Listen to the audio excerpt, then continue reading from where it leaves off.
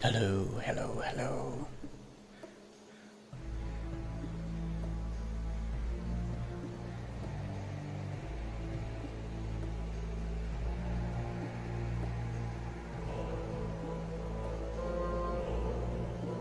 Oh shit, I never got water. I never filled it up. Ugh, be right back.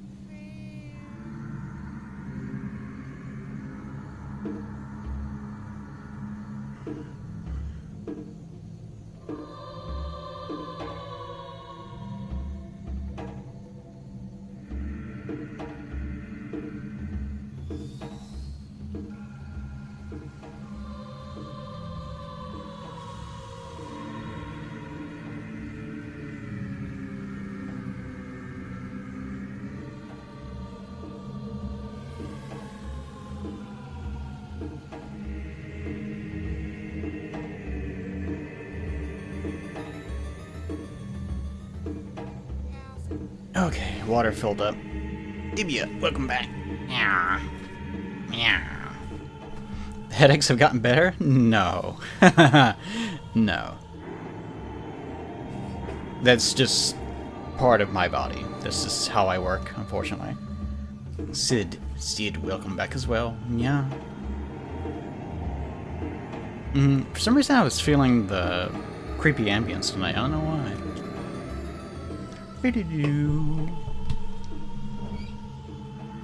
One day I'll play a Zelda game on stream. One day.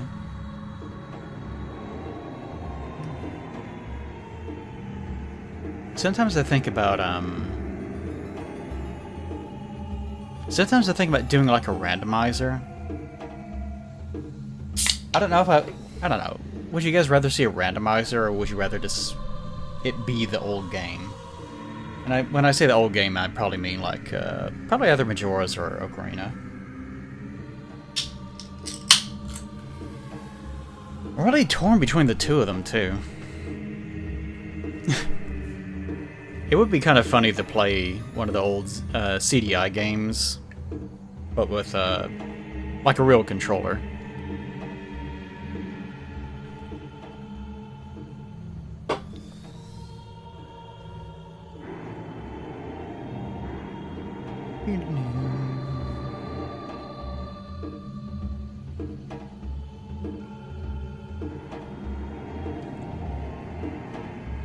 Yeah, maybe. Well, especially with Majora's. Like, Majora's is already... I don't remember enough of it. Because, like, if you guys go looking on... God, I should, like, have one of those loaded in. Hold on. There's, like, all sorts of weird little Majora's Mask things. Let's see...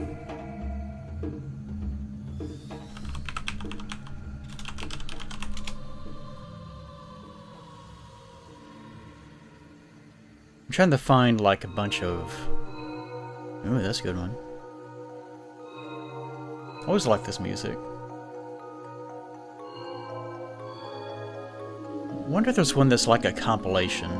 I'm trying to find a video that's like a whole bunch of secret dialogue or scenes that are in Majora's Mask. Because there's tons of things that no one ever saw. Then again, I guess that would be the point of doing an LP, wouldn't it? But then I would have to have the pressure on myself of trying to find all of them. Oh my god, I know exactly what that would do to my brain. Oh well. Anonymous, thank you for stuffing that directly in my face. Yeah, Pesta's watching Final Fantasy XIV stuff, isn't he? Who cares about that? When you could instead listen to my soothing voice and this soothing yet haunting music and just talk about nothing. This is exactly how it should be.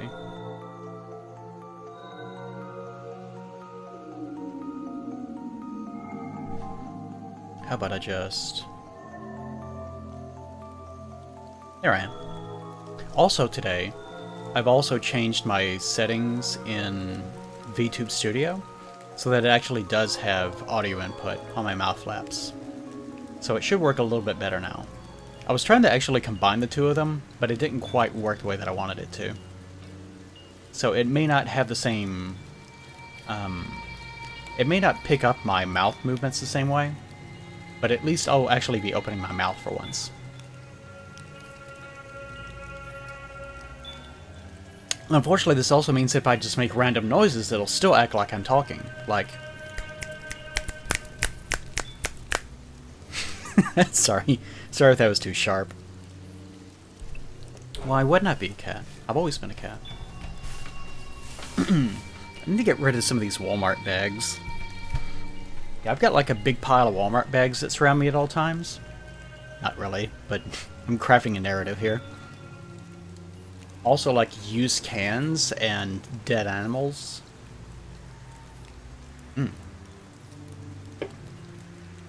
Yeah, the older model with the hat, it was fine. It's mainly the hat, isn't it? You just miss the hat. It has nothing to do with, like, the quality of this model. It's just that you want the hat back, if I had to guess.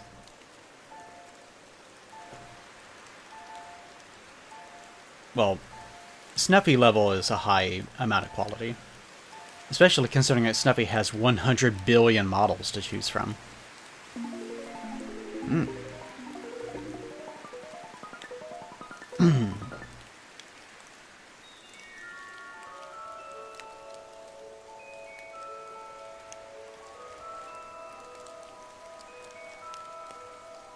Yeah, if I had way more money, I would just pay someone to make models for me. Oh, that must be nice. Like all the really big VTubers that just have tons of models and like, ooh, debut of my latest, this theme that I'm doing. Like especially Mousy. I'm not shitting on Mousy, by the way. This is a really great marketing strategy. Not that it's purely a marketing strategy, but you know, it's something that works really well and is fun and you know, you get what I'm saying.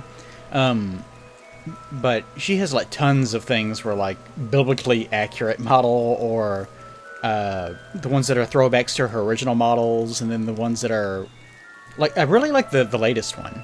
I have noticed sort of a it's kind of strange. You can actually see sort of a trend in how people are moving in regards to how they want their rigs to look.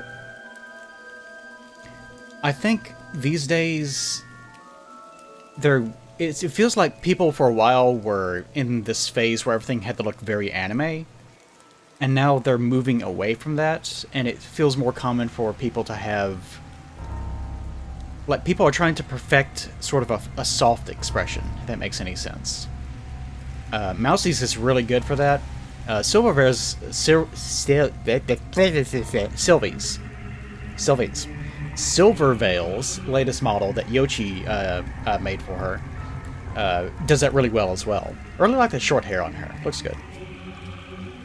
Yeah. Everyone's been improving in that regard.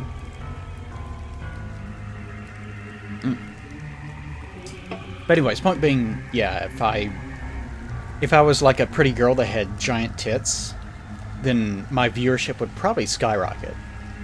Probably. Especially if I kept my personality and my voice. Maybe I should just claim that I'm a big-breasted lady that just so happens to have this awful voice. It's my curse. Yeah, spread the rumor. Go on, guys. Go forth. Spread my gene seed. Well, not the gene seed. That doesn't even make any sense. You can't spread gene seed. You have to dig it out of my body. That's what gene seed is.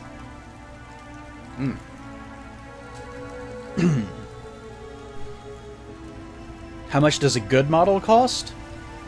Way more than you are probably aware of. If you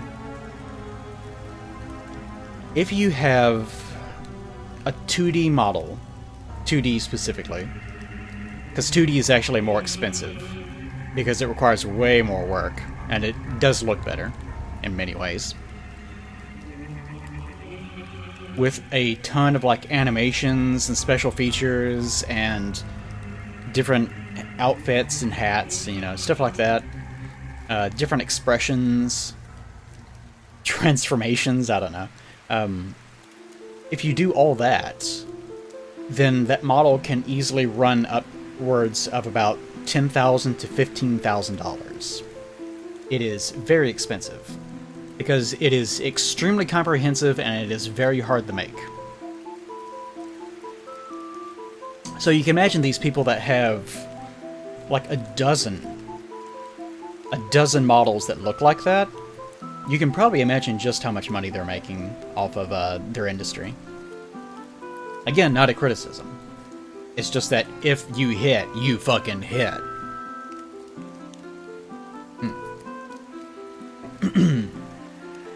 So sometimes I think about, what if I made models? But at the same time, I also realize they're a pain in the ass to make, and even though this one looks okay, I did draw this one. I'm not that accomplished at it. And the kind of things that people would actually be wanting would be like pretty women. And while I can do that, I can only do it in a specific style. I can't do it in the sort of painterly, sort of realistic anime style that most people would want. So I don't think I would be successful in that venture either way. I wouldn't want someone to be disappointed in the result either.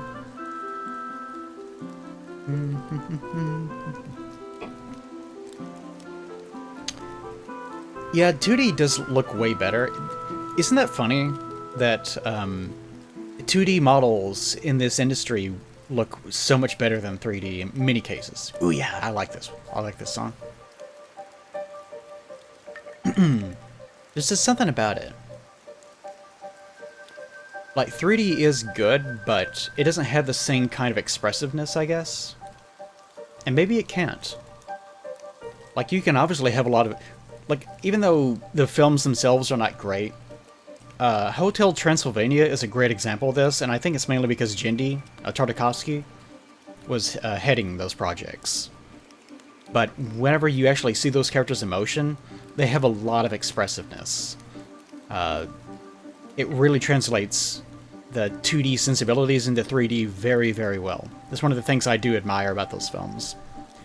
So if you could somehow manage to do that with a VTuber, then congratulations, because you must have like 15 supercomputers running at the same time behind your laptop. But it would probably translate really well and look really nice. That's my point.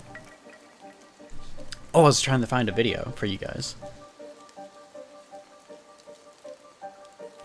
Also, Henfella, thank you very much. Yeah, for that gift. Stuffing down everyone's pants. Yeah. Wait, he has a name? What the fuck? Hold on. Here, we'll do this first.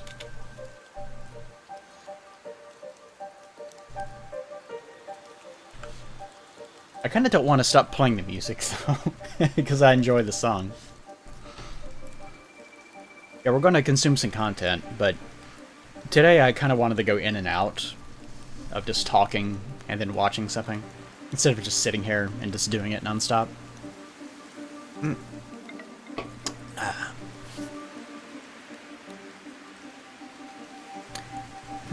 I don't know if you can actually get away with using a pre-existing like character and drawing from another series. It seems like something that would get you in some pretty deep trouble very quickly. Especially with these anime companies.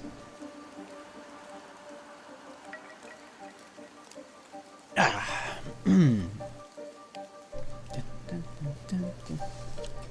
haven't actually been up to too much lately. I have been playing Grim Dawn. I played a little bit of that. All my work time is spent on this awful script. Oh, it's so huge, this fucking script. I'm gonna lose my mind. The Dark Souls Pinocchio game. No, I have not seen that. Actually, hold on. Since...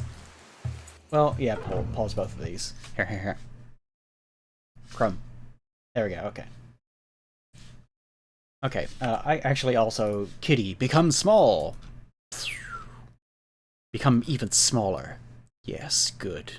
I will sit here right on top... I'll sit here right on top of the timeline. Where you can all... Actually, whenever I start playing, then it'll sink away. So I guess I'll just fall into oblivion. Ah!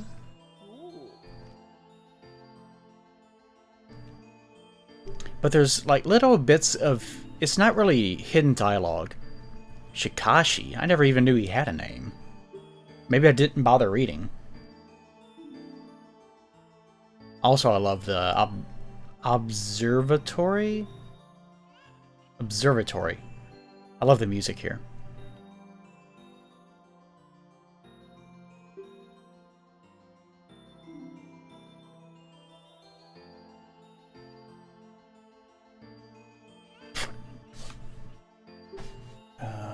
Crumb. There we go. Oh, he didn't have a name.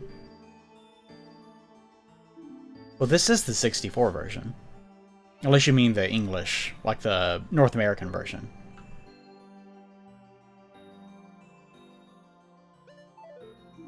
Let's see. Give me a second. There's a lot of them like this. I also like this interaction. Hold on, huh? I like this interaction. If this is the one that I'm thinking of.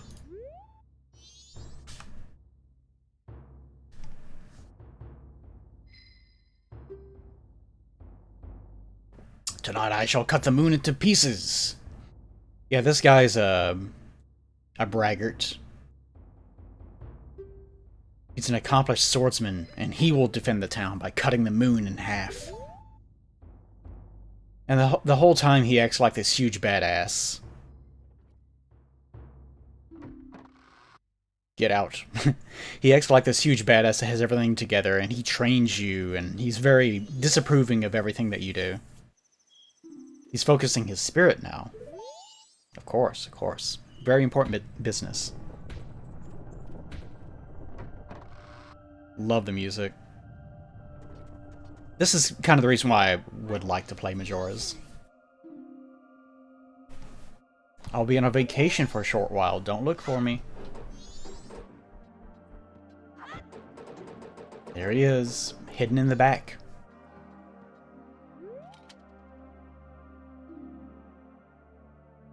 So for all his bragging, he was actually hidden, scrolled away right behind his office,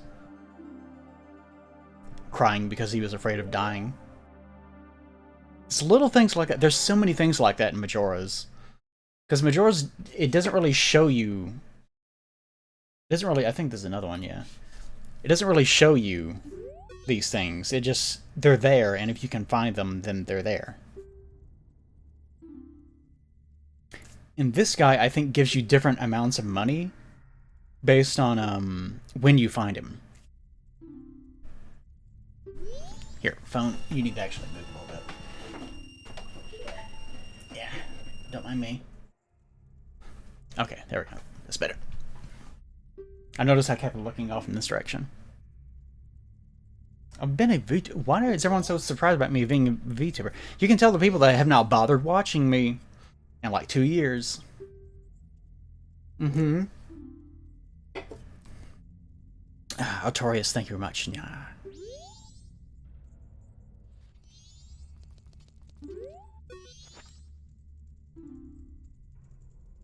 I don't know why he assumes that it's yours.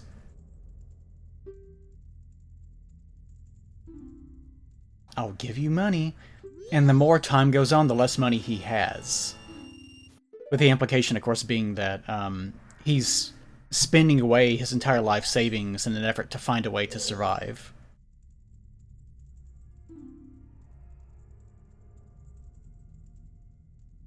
I really appreciate the fact that Majora's is so miserable.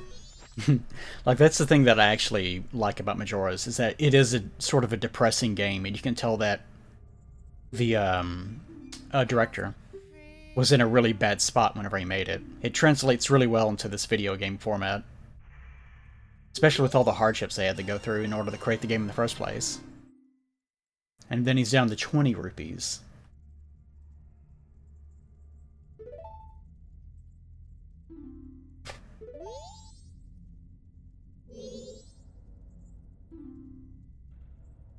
I would also like to point out, you guys probably already know this, but you of course lose all your money whenever you go back in time. And the only way of quote-unquote keeping it is to give it to the banker, and then the banker will look to see how much you have whenever you go back in time. You're not actually giving him the money and he's traveling back in time with the money or something. You're actually just getting a stamp on your hand that lets him know how much money you supposedly have. So basically you're just stealing from him. That's one of my favorite details. You're not actually storing anything, you're just stealing someone else's money and claiming that it's yours.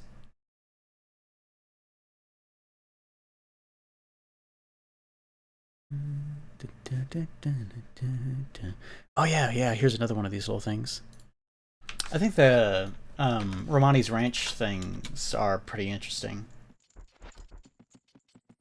This is Anju and her mother after they flee town to the ranch, which really bothers the both of them because they think that Cafe ran off with Romani.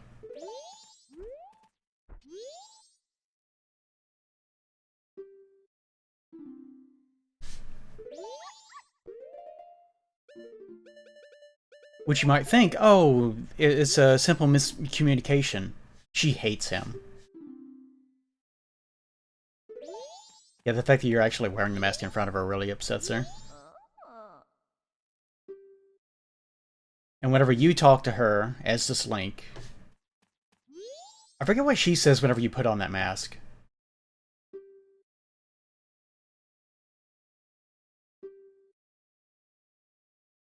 And I just... like, Majora's is such a good game. Like, here... like, I need to play this.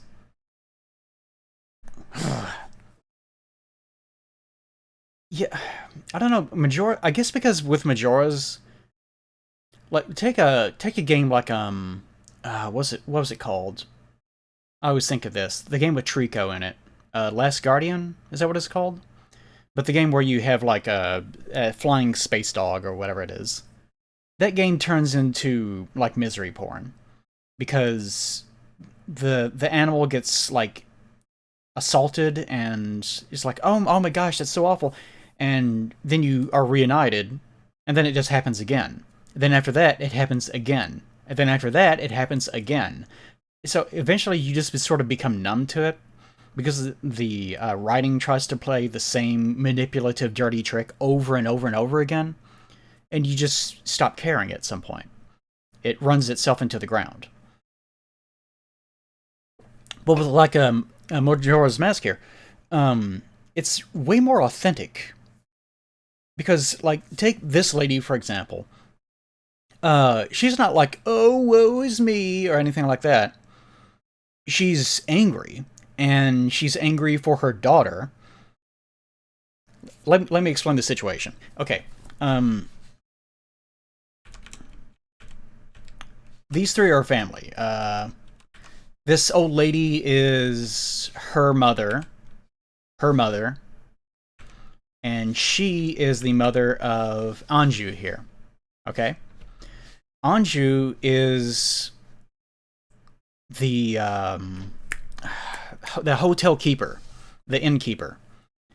And she does her business and so forth and so on.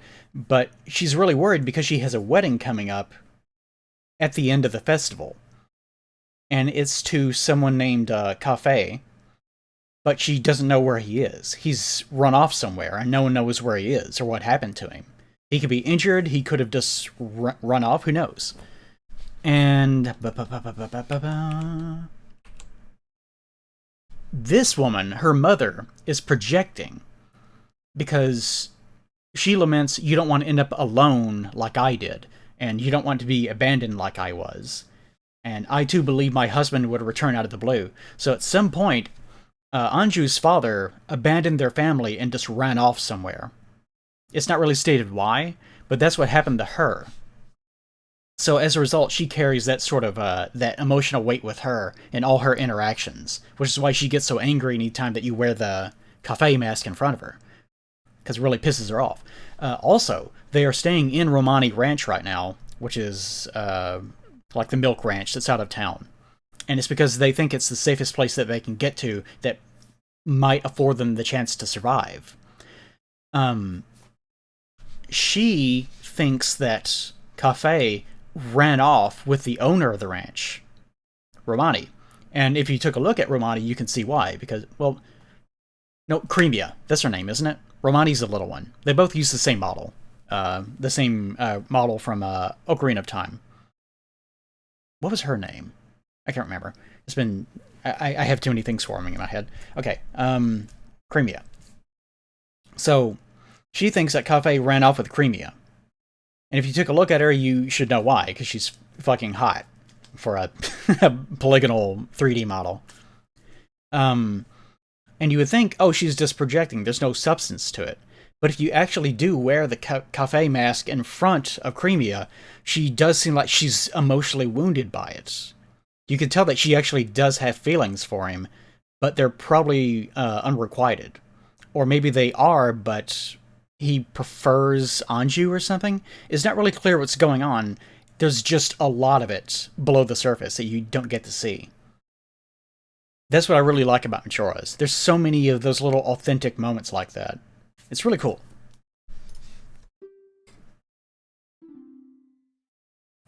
Yeah, and she thinks that she's being naive.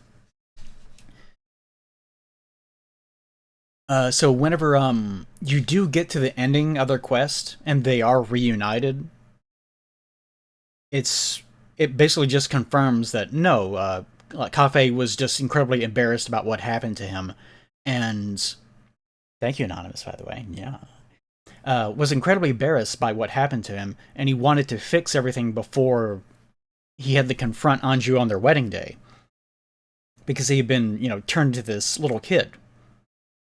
Which you could say, what's the logic of that? But it basically just throws it inside of her mother's face, right? Like proving, no, they were totally in love and it was completely authentic. And Cremia was never even involved in it. I really like all that stuff. It's very nice. How's it feel? I'm trying to find another one.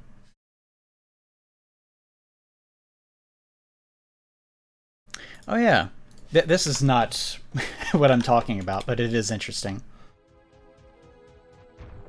Gibdos can't actually attack the Goron Link. Always thought it was kind of interesting. They'll freeze you, but they can't actually do anything to you. No, I mean, they were ready to throw hands until they saw what they were dealing with.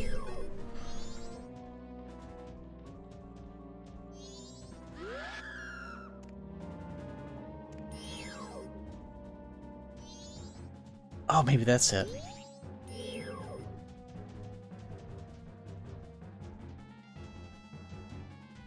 So yeah, they don't want any start any shit with Goron Link.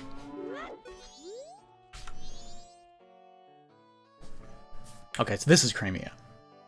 So yeah, you could see, even though she's a polygonal N64 character, you could tell why exactly Anju's mother would think that he ran off with this lady.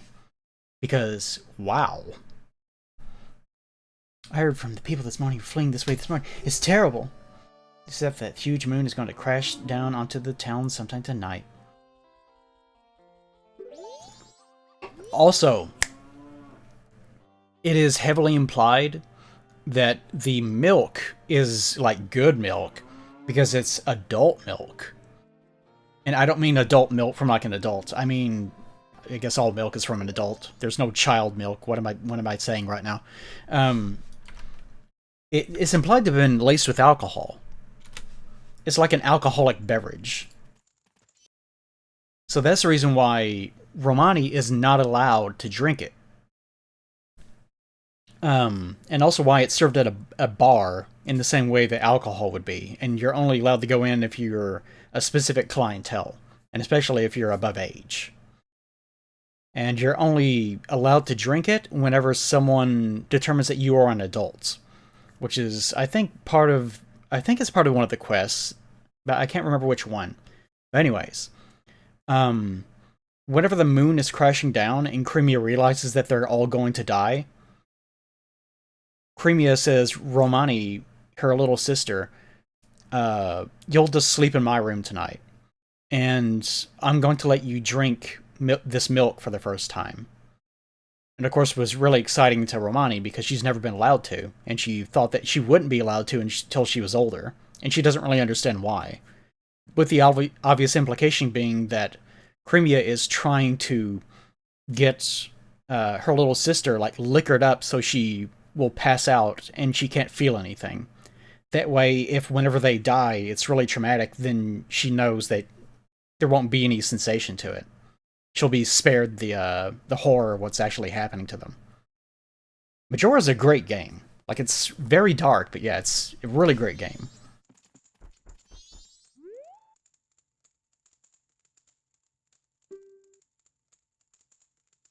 And this is after... Yeah, this is after the weird UFO battle where the aliens come down to abduct the cows. After you fend them off, she's still not quite satisfied with the result, but, you know. They at least protected the cows. And of course, if you don't protect them, then they abduct her and she comes back like something happened to her. Because she's like completely... she's completely out of it.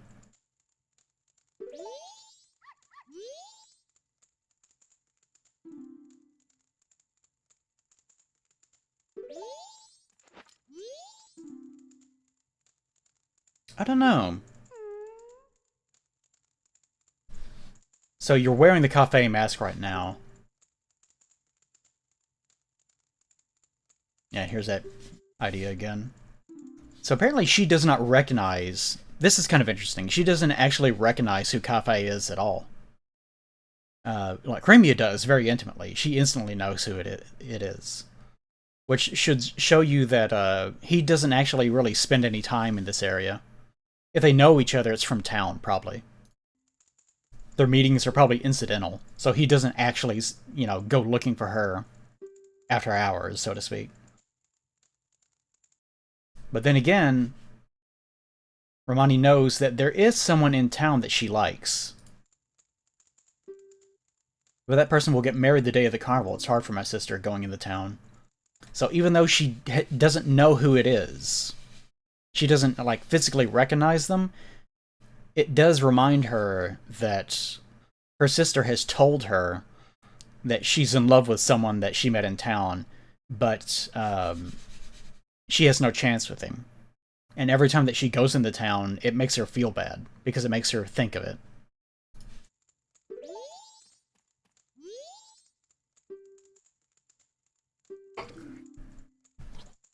That's why I want to... That's why I sort of want to play Majora's Mask. I don't want to have to deal with all the bullshit in Majora, but I really like the interactions. All the interactions are really nice. And this is Anju herself being really depressed. I don't know, there's something about depressing things that kind of delights me. I don't know what it is. Is that normal? I think it's normal. I really think it's normal. There's some people that can't deal with it, and I understand that, but I do feel like there's something... I do feel like there's something very authentic about that sort of brand of misery. Because it's a way to sort of vicariously bond with people, I guess. Like you don't feel the sadness. For you, it's more of a feeling of empathy. Maybe that's the reason why it is. I don't know. How about the rain, Mr. Scrub? Do you Scrubs feel sad on rainy days too? I've actually normally, I feel pretty good on rainy days.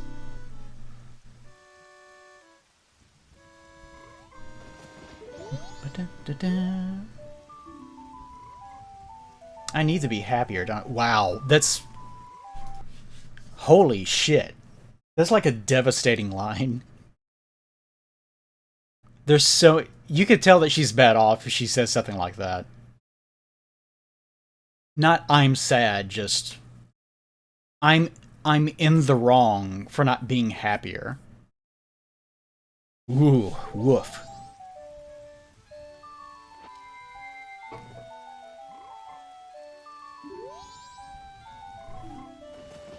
Have you seen a man in this area? Boom! I always like that. Just pops the mask on. I have one too.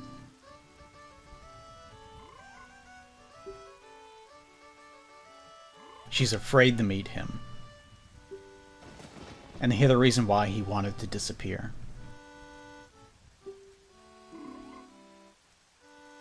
I remember,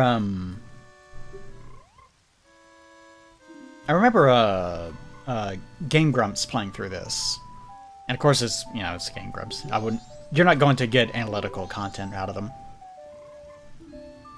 But people really wanted them. Okay, here's the timeline. They started playing Majora's Mask because the Ocarina of Time thing went really well. And the Ocarina of Time thing was really wanted because Aaron, at some point in time, made a video about 3D Zeldas, which people ripped into, so that became a marketing thing. And Majora rolled around, and the value in playing Majora is this. It's not the gameplay. It's not getting through temples. No one gives a shit about the fucking temples. It's this. It's the side content. It's the talking to the characters. And, of course, you know, Aaron was being Aaron, so he was trying to rush through the game as fast as he possibly could. Which meant that he was completely ignoring all this content and doing nothing but the temples. Like, the temples are fine, but they're not the main point. And since he was rushing through, part is not really important. He was rushing through, so as a result, he didn't really have any hearts, and he didn't have a lot of things that he should have had, and he was trying to fight a boss that he otherwise had no business trying to fight. And he didn't really try to learn the mechanics and so forth and so on. So they got angry and just didn't bother playing the game for like, what, a year? Like 2 years or something? I can't remember what it is. Maybe been just like half a year. I can't remember.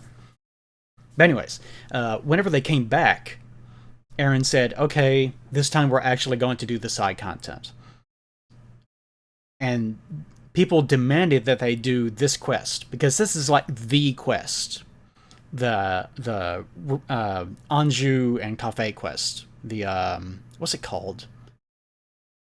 The Lovers... I forget what its name is, but it's something like that. Processing thoughts. So, whenever they finally get to the ending of it, like, they spent so little, because you know them, they kind of just talk over everything. They don't really pay much attention to what they're doing. Even whenever they're reading the character's dialogue, they're just reading the words. It doesn't really even occur to them what they're really saying most of the time. Which is kind of an LP thing, I can't blame them too much for that. But whenever they get to the ending of it, and there's this... The actual ending... Hold on, I should just buy an... Cafe... Ending. Let's do it this way. Ending cutscene. Here we go. So whenever you get to the ending, she's waiting in this room. Off to the side is her half of the wedding ceremony mask. And the timer... Sorry. The timer is indicating there's not much time left until the moon falls onto the city and kills everyone there. And she's smack dab right in the center of it. She's waiting in her inn, hoping that Cafe will come back to her, because he asked her to meet her there. So she has no proof that he's coming back. She's just having faith that her husband-to-be will actually show up.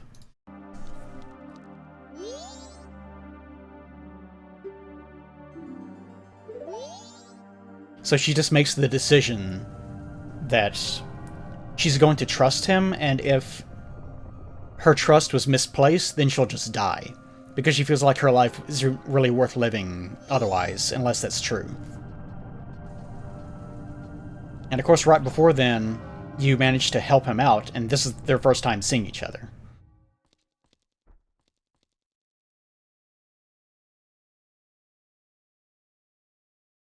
Also, she had no idea that he had been turned into a little kid like this.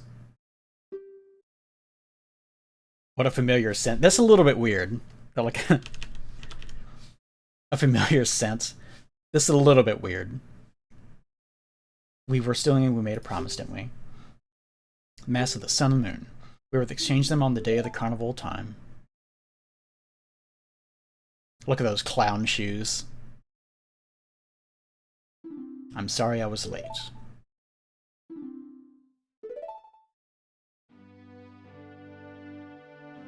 I think Tadal even says something like, huh, it looks more like a mother and child. They're lovers, but they look just like a mother and child. Hot, she like whips out a camera. Tadal, no. I say no, but I drew a picture, like, I drew a picture. It's on DeviantArt.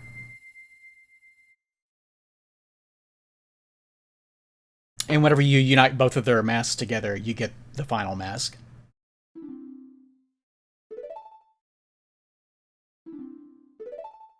So effectively, you end up sort of being the witness that allows them to be married in the first place.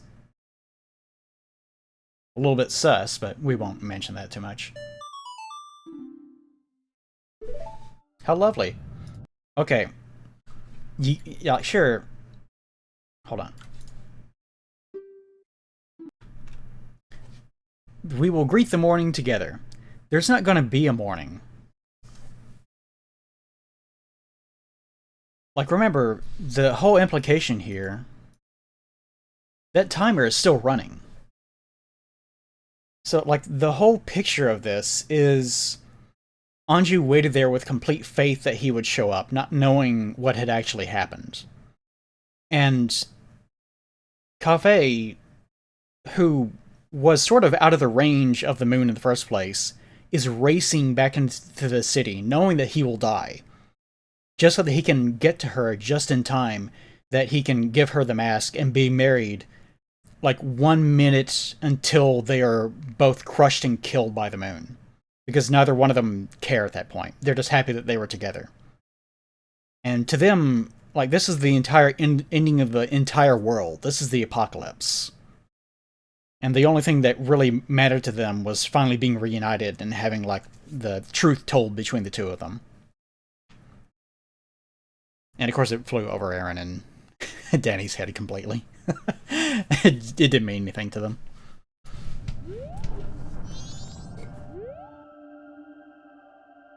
Like, you leave, we're going to stay here.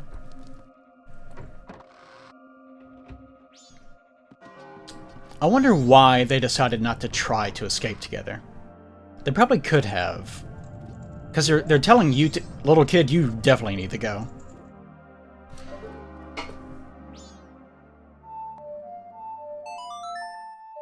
I probably have to be it's like a video game-ism. Like, they're not going to leave because it's a video game. But it does make me wonder.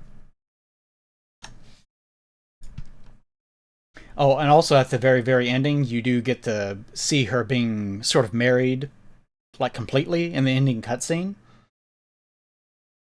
But, let me go back to my thing. But, there we go.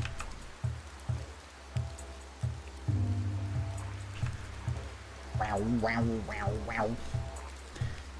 But they didn't want to make an adult model for Cafe that was only used for that one scene. So it's just presented as being from his perspective, except elevated, obviously, because he's supposedly been reverted back to being an adult now. So everything ends, in theory, on a happy note. In theory.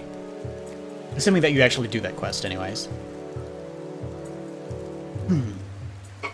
Yeah, you only get the baby version because there's no model to rip.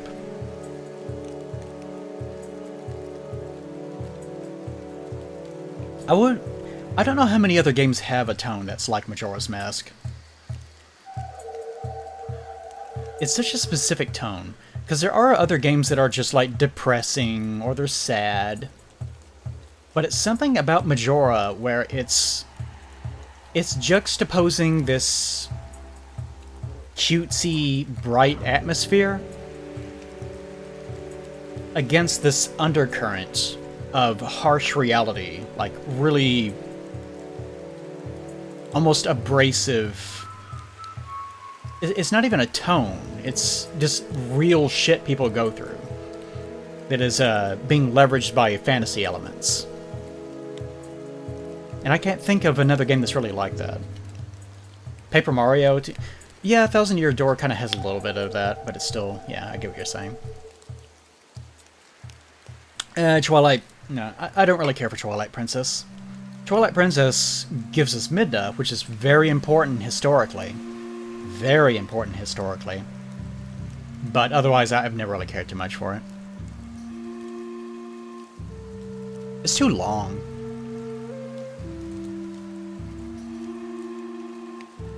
Oh, yeah, Outer Wilds. Wait. No, which one was which? Which one's the good one? There was Outer Wilds and Outer Worlds. They both came out at the same time. Which one's the really good one? The other one is, like, really disappointing. Outer Wilds is a good one? Okay, Outer Worlds is the one that I played. And that one sucked. Like, I actually got really, really bored with it. The writing was also bad, but I don't remember why. You can tell that I didn't enjoy it because I don't really remember anything about it. I do recall the combat being bad in some way. And something about wandering around some empty Fallout, like, you could tell that they really were, like, the director or someone played Fallout and he was obsessed with doing that in space. And then something about being on a ship and going to a space station, I think? God, what a boring game. Anyways, yeah, I've never played Wilds. I do have it purchased, but I haven't gotten around to actually playing it. I need to finish Stray. I need to finish several games, I guess.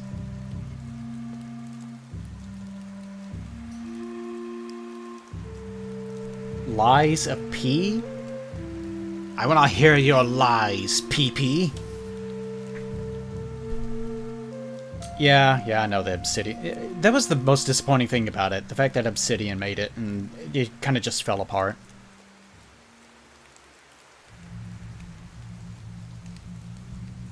I did forget about it being made by Obsidian, though.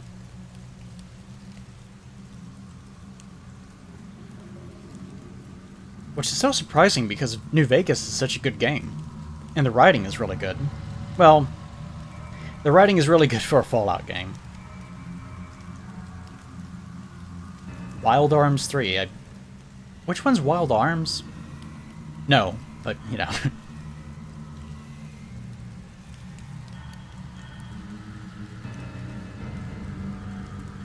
Oh, the Pinocchio Soul Sings.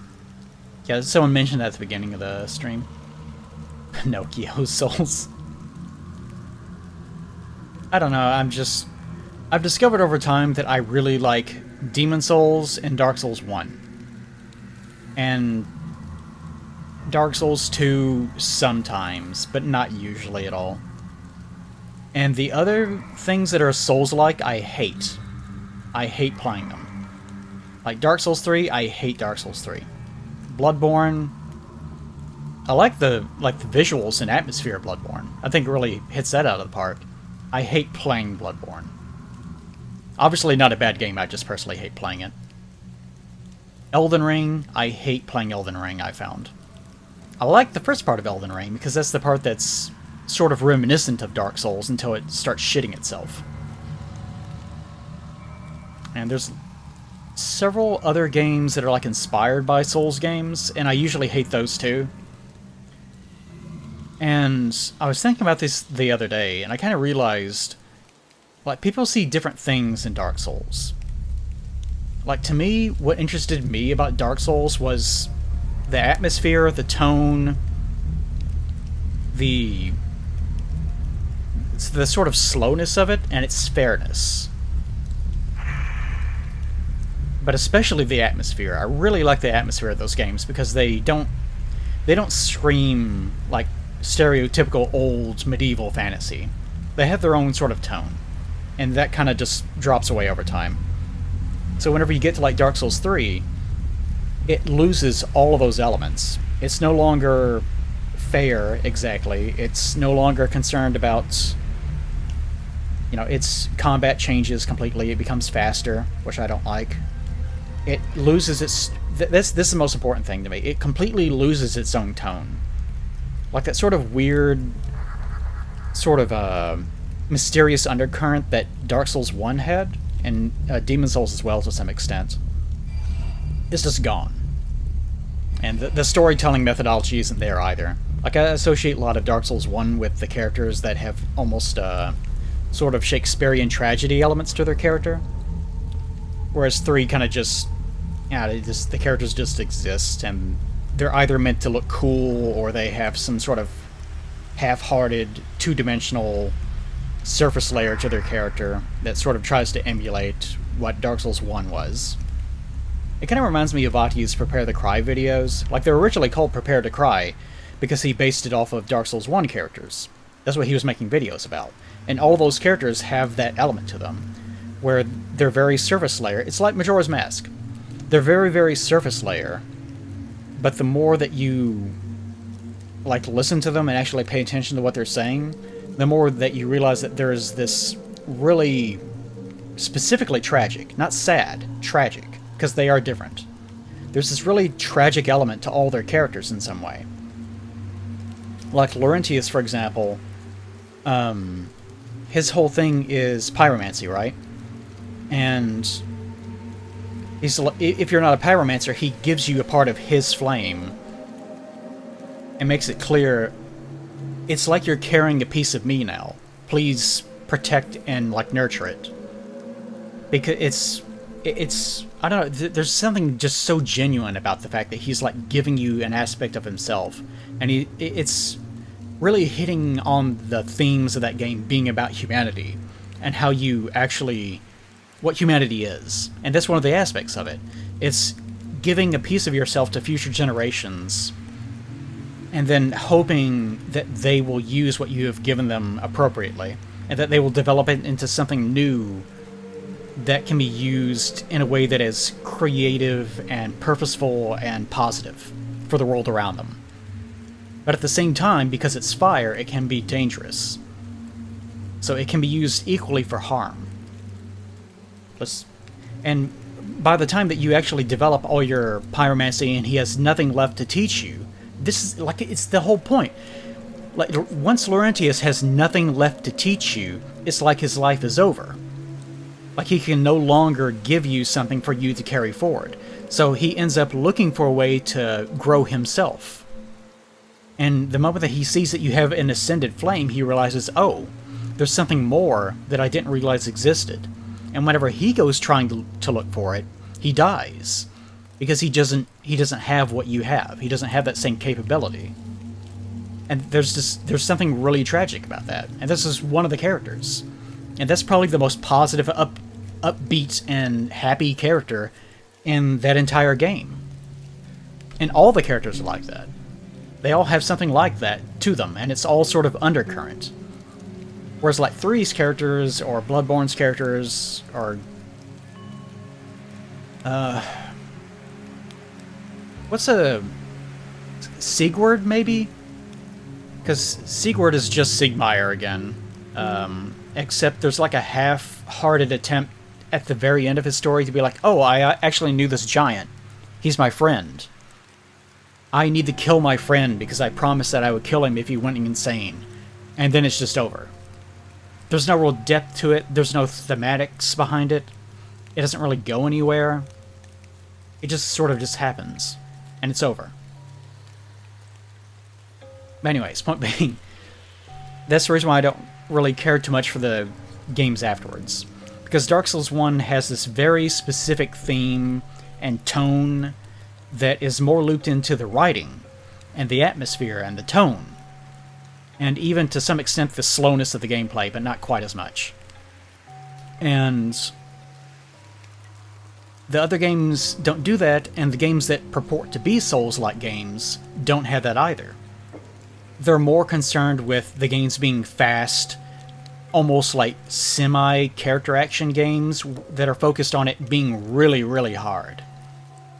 Because that's what Souls games are like, right? They're hard games. They're third-person slashers, right? And my answer is no. That's not the value that I found in those games at all.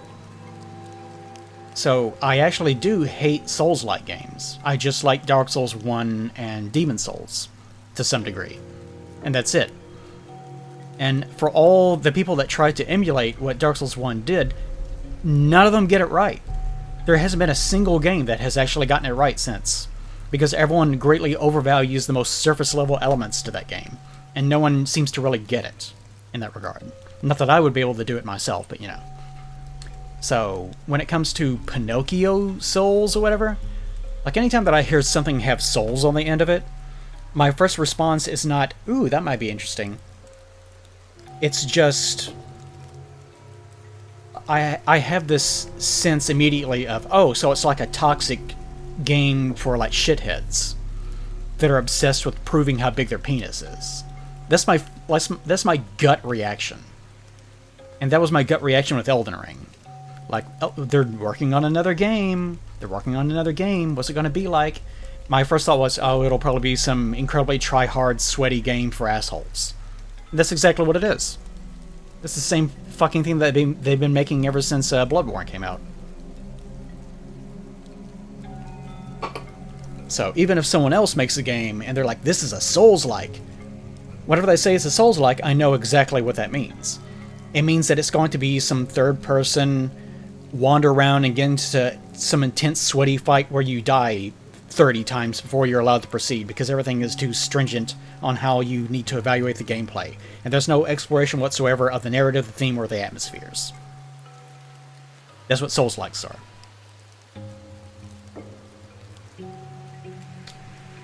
Yeah, they're kind of like sports games in a way.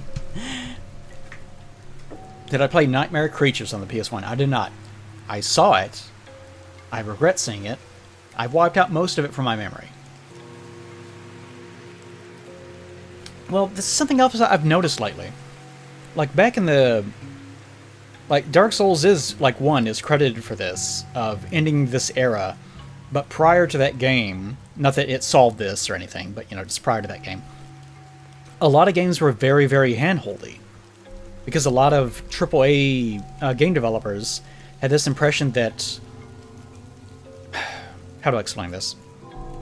The way that the gaming industry was working was gaming was sort of this thing that was viewed as being for nerds or children until the kids started growing up.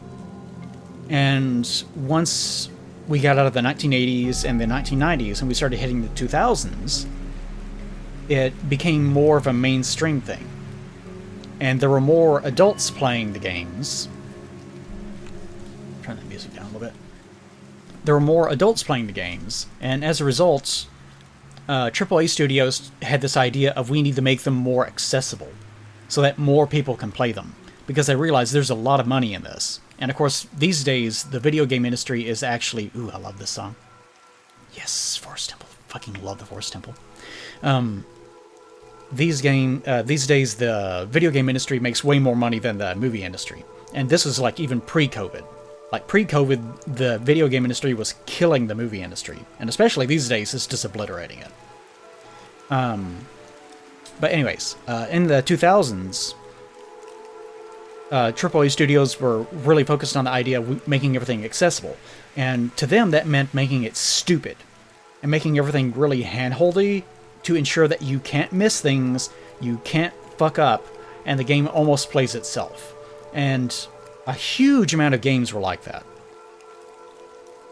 And eventually, yeah, people got sick and tired of it. It almost became a cliche. So these days we have the inverse of that problem, where games feel like they are either not real games, they're like an experience. They're for people that want to play something fruity or whatever. And then you have real games, and the real games are games that are really hyper obsessed with them being as hard as you can possibly make them. That way you can just barely win. And even if they're made somewhat accessible, then sure, you can win them. Yeah, that may not be a problem. But it has, like, elite difficulty. Can you beat the hardest element? Like, everyone's so goddamn obsessed with mechanical difficulty these days. And it feels like everything is like that. Even games that have absolutely no business... Like, there's no reason why they would have an association with difficulty in the first place. They're still obsessed with it. And I don't know why. Did I play Vampire Survivors? Yes, I even played it on stream. I enjoyed it, because that is antithetical to what I'm talking about. And that's the reason why I became interested in Vampire Survivors, because it is still a video game. There's still elements to it, and it is sort of brain dead. But I've always liked games where I could sort of turn off and relax. And Vampire Survivors is like a return to that. Like, remember, video games... The whole point of video games is that they're supposed to be fun. How did people forget this? They're supposed to be disengaging hobbies. They're not supposed to be a secondary life skill that you work and grind and, like, sweat and bleed to get to the point where you can just barely, oh my god, I've had to fight this boss 100 times, and he has this one move that has, like, one frame that you can parry. Oh, it took me 50 tries, but I can do it somewhat reasonably now. Why are you making this? It's a video game. Just you can make something that's just fun. You don't have to make it something that's this grueling nightmare. Yeah, it's become, like, it's no longer about video games, it's about gaming, which is, like, two different things. As a video game, like, I don't know, community, some pretentious nonsense like that. As a video game community, we have become obsessed with this idea that it needs to be about skill, and it needs to be about mechanical difficulty, and it needs to be about repeating the same content 50 times in a row. And I long for the day whenever we are finally past that, and we're allowed to grow up again. Because we had to grow up from being obsessed with everything needing to be brain dead, into now it being everything needs to be extremely tiring and difficult and, like, obtuse. Especially obtuse. And I hope we can grow up out of that and actually become real adults and have games that just do a little bit of everything. But anyways, yeah, Vampire Survivors, the reason why I really like that, I hope more games like that take off, is because we need a return to games just being enjoyable. Like, the reason why I stopped playing Elden Ring is because it just was not fun. I don't have the competitive impulse to, ooh, I'll get you, Elden Ring. I'll show you. You think you can make a game that I can't beat? I bet I can. I'll beat this video game. I'll show you. I'll play it 500 hours. And then I'll beat it without ever getting hit on my 1000th hour. I don't have that. I think that's stupid. It's a waste of my time. I got other shit I need to be doing. Especially with a game as unfair as Elden Ring, which goes out of its way to cheat as much as it possibly can to ensure that it is difficult. I don't want it to be difficult. Whenever you get to... what's that first bonfire? What's the first bonfire you get to? Something Gate. Where you first run into Level Up Lady, whatever her stupid name is. I don't give a shit about her. But you run into her, and it turns it from day to night. That little area right there before the gate, with all the soldier enemies, is the one part of the game I like. I like that one part. And no other part of Elden Ring. Every single other part of Elden Ring I don't like. I've discovered this. Because that is the one part that sort of feels like an older Souls game that is slow enough that everything is fair, and none of the enemies are like overtuned to the point of it being ridiculous, and it is difficult, but only if you're stupid. There are tons of enemies, but if you are smart about it, then you can kill them all very easily. And it's not hard at all. It is not hard, but you can make it hard. And that's exactly what I like about Souls games. It's just that has kind of just gone away. It just doesn't exist anymore. Especially in Elden Ring. Elden Ring's just way too preoccupied with the idea that it needs to be difficult. But I like that one spot. That one spot in Elden Ring fucking rules. Everywhere else sucks ass, though. Like, the whole rest of the game I have hated. I haven't even gotten past the capital yet. And from what I gather, everything in the capital and past the capital is utterly miserable. So I have no interest whatsoever in playing it. Especially whenever... Like, the whole point of playing it for the LP was to, like, go in depth and look at all the detail and find, like, the meaning in those details and the meaning in the characters. It's hard to do that whenever the game is like, can you beat me? This, you know, trying its best to be as sweaty as possible. It's pretty distracting. It's not the part that I care about at all. But even the story in Elden Ring, I just don't care. I don't give a shit how many different forms the Elden lady, who was a tree or whatever, maybe she used to be a dragon, or I don't fucking care. Like, I care about Laurentius, I care about Sigmire. I care about stories where it's just a guy that wants to do right by his family, or wants to do right by you, or is looking for love but he can't find it, or he's jealous of the affection that other people are being given, or he's looking for power but he's looking for it because of some tragedy in his... Like, human stories. I want human stories. I don't give a fuck about all this God nonsense. Like, George R.R. Martin, whatever he wrote, I don't care about George R.R. Martin. Like, all this stuff about the various families and who was born from who and who's loyal to who. I don't care. Who gives a shit? Like, writing out the whole family line. Who's related to who? Is it this person? Oh, this person was grafted to this person. So now this person turned into a dragon. Woo! I don't care.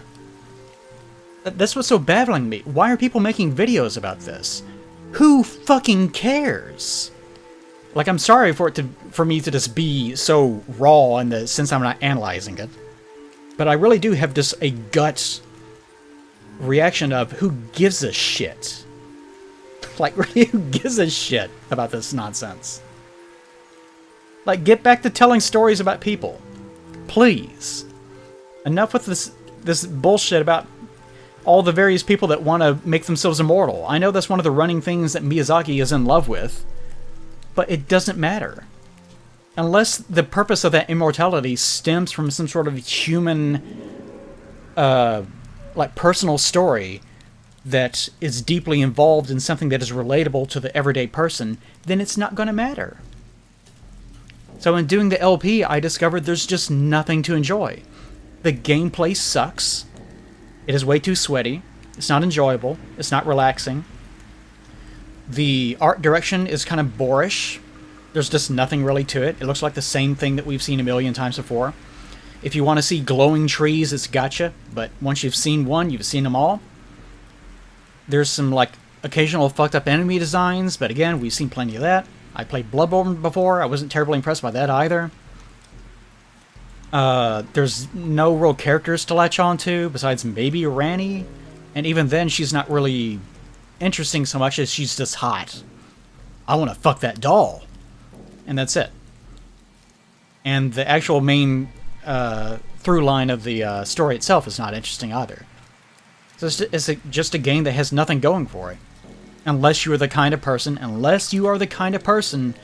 that does not give a shit about any of that stuff. You don't care about narrative. You don't care about atmosphere. You don't care about like relaxing gameplay, certainly. And you are obsessed with the idea of needing to prove yourself and develop some sort of mechanical skill. If you are that kind of player, you will love Elden Ring. That's who it's for. Which is probably why, like, listening to Pat and Wooly, and I guess sort of the immediate FGC community that surrounds sort of their community, that it's way more positive. Because, you know, that's a mechanically driven community. It makes perfect sense. That's exactly why you would like a game like that, because it's more focused on those elements. Yeah, there's a Rennie doll.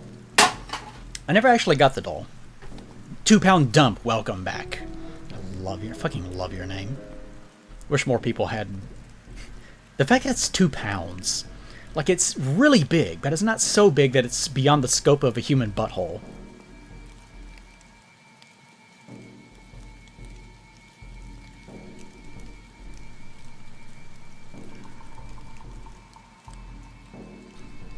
Legion, you can't advertise Wild Arms to me and then also say that it has one of the hardest bosses in video game history. That instantly makes me not want to even look at it. Like, if something is known for being mechanically obtuse or difficult, then I'm just immediately not going to care. In video game terms, anyways. Like, hearing difficulty in gaming is anathema to me. Oh god, Gray and I were trying to play just a game that has, you know, like magic in it. Something relaxing that we could play together. Just walk around and, like, torch some goblins or something, right? Which is why I was asking. And we, tried to play, Divinity 2. Divinity 2 is, yeah, it'll good. It's very wordy, though. Divinity 2 is way more focused on the narrative, which is fine. But it's also trying to be a D&D game, and we just wanted to play something that was just combat-focused. Because we wanted to shut off. And reading tons and tons of dialogue, especially with 2 people, like, 1 person is fine. When it's 2 people reading side by side and wanting different things, it doesn't really work too well. So we just wanted, you know, gameplay. So we tried to just start fights everywhere, and we quickly learned that in Divinity 2, Divinity 2 does not want you to win fights.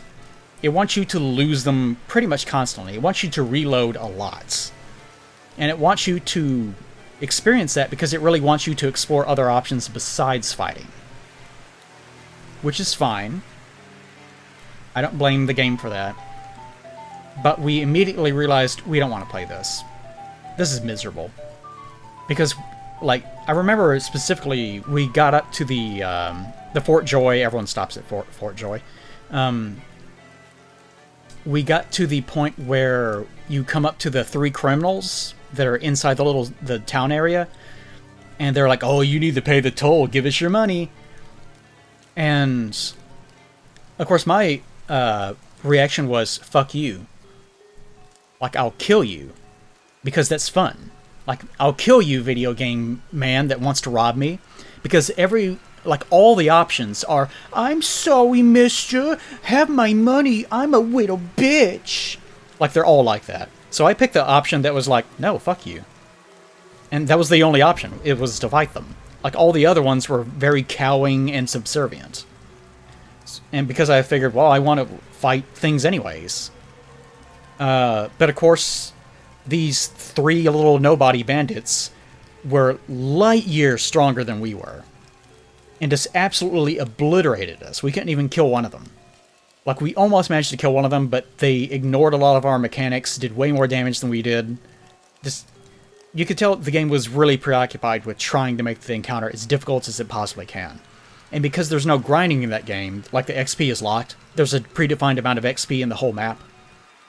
There was no way to, like, grind to get good enough to be able to just ignore that element to the gameplay without cheating. So as a result, we're not playing it. Which is the reason why I've been playing Grim Dawn lately. I just wanted to see if I could find something that might be more enjoyable. And I'm not too sure about Grim Dawn. Grim Dawn is fine, but it's also Diablo-like, so its controls are awful. I looked at Magicka, But Magicka has like a magic system that looks really annoying. Because you have to, I think, memorize button presses and do like yellow, green, red, blue, and that'll cast like a certain spell. And then you do another sequence and it casts a different spell. I'm not doing that shit. But just give me a fucking button to press. I get what they're going for, like it's like you're casting a real spell. I don't want to do that. It's annoying. Like, if you're going to do that, just have it be a channel ability. Where it takes a predefined amount of time for the spell to come out, and it can be interrupted. That's what channeling is. It's supposed to represent that sensation that you're casting a spell. I don't want to actually have to do it.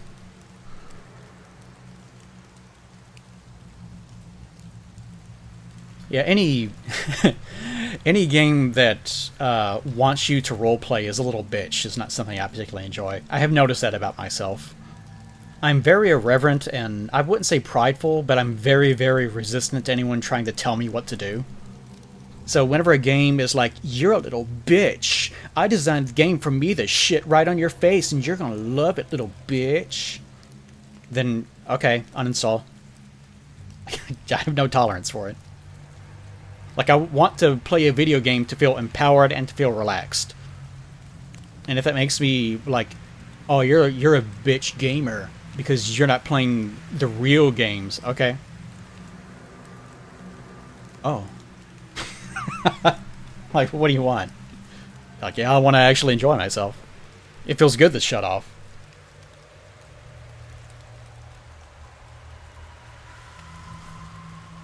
Farthest frontier? Is that correct grammar? Shouldn't it be furthest frontier?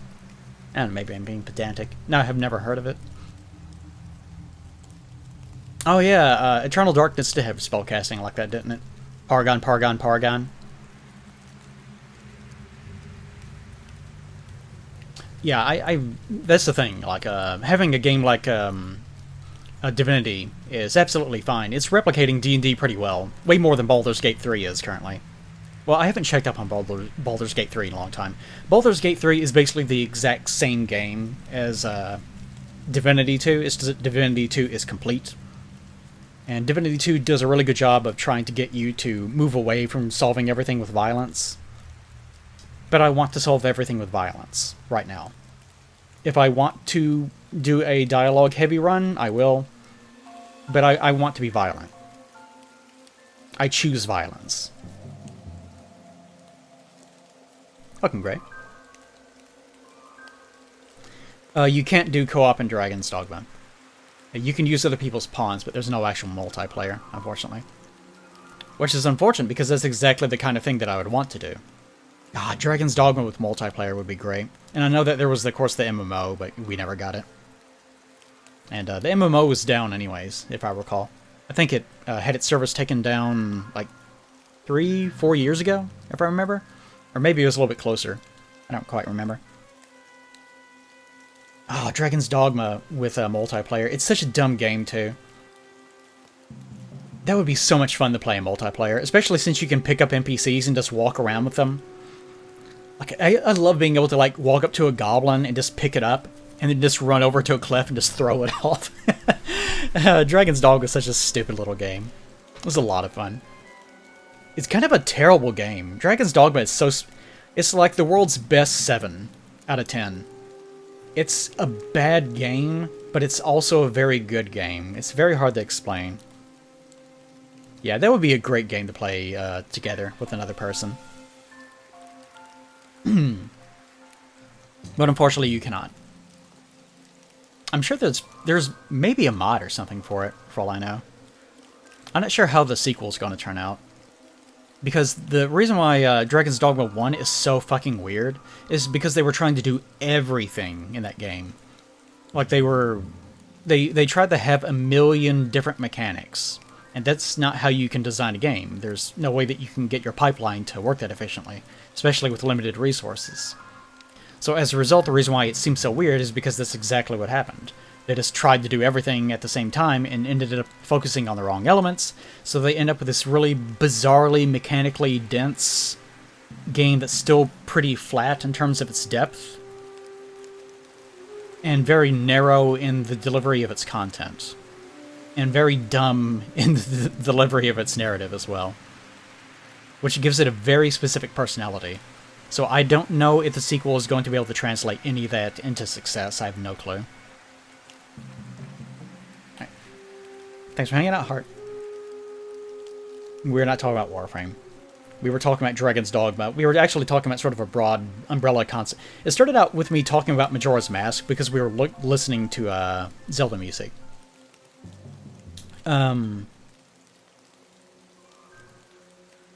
We were talking about Majora's Mask, and then I started, like, romantically praising the game because it focuses so heavily on characters and, like, real struggles that people have to go through. Like, it's very, very human because the director was going through a lot of shit whenever it was made in the first place.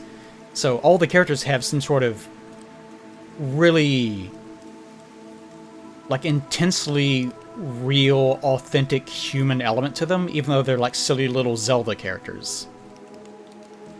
And then I started talking as a result about Dark Souls 1, because Dark Souls 1 sort of does that same thing. And then we started talking about how the other games didn't quite live up to 1, because they focused instead of on those elements and tone and atmosphere, they started focusing instead on difficulty and how sweaty you have to be in order to beat them. And then I started talking about how most games these days are like that, as opposed to the 2000s where they were handholdy. So now we have the completely opposite problem where games are just too preoccupied with trying to be hard. And then I started talking about games that I do enjoy that sort of allow me to shut my brain off, which got me talking about the games that we've been trying to find lately that I could play with other people that would enable me to be able to do that. And I've actually had a really hard time finding games like that. And someone brought up Dragon's Dogma because they wanted to know if it had multiplayer, and then I said that would be a game that would be excellent for this, but it does not have true multiplayer, unfortunately. And that's where we are today. I did a thing with my hands that you couldn't see. I put one finger up into the air, and then I twisted it around my body. And I was like, ha! That was wrong with me sometimes. I don't think we ever watched this one. Or did we? No, we did. We did. Okay. Move that here. There we go. Alright. I don't think my water is cold yet.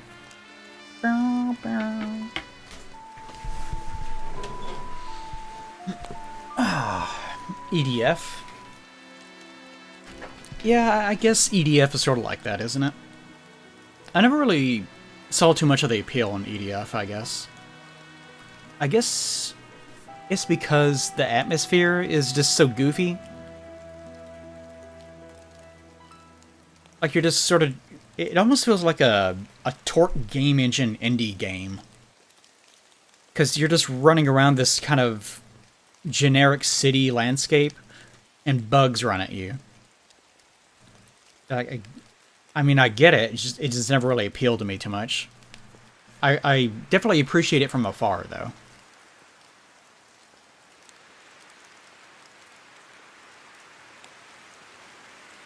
Yeah, it's like a cousin to the things that I'm interested in, I guess. What music? What music? No, not that one. Yeah, I'll go back to this one. No, not that one. Let's see. 1 hour and 4 minutes, I think. 4 minutes. Then like 40. Yes, here we go. I like that I've memorized the timestamps of exactly when the songs that I like start.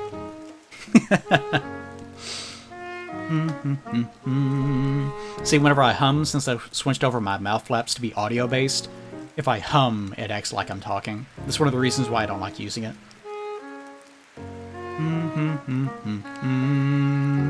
I look like a little puppet whenever I do it that way. It is, yeah, like, EDF is like the video game. Like, if you're like, I'm gonna make a video game, Mom, I'll show you, I'll make a fucking video game and a half. You would make ADF. I don't like the Borderlands games. Something about them always rubbed me the wrong way. I guess because I don't really like... I've been playing a Grim Dawn... Grim Dawn. And it reminded me of this. I don't like games that are too obsessed with loot. Because I like to feel some sort of permanence to my character, where I'm wearing something I like to wear, I have things equipped that I like to have equipped, and then eventually I'll get to the point where it does improve, but that's kind of far into the future.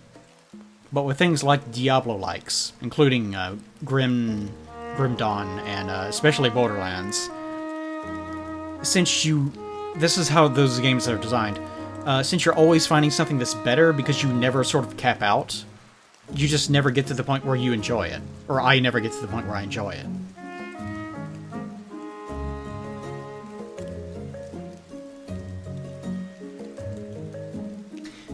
Because you're just constantly throwing things in the garbage. There's never any sense of permanence to your character.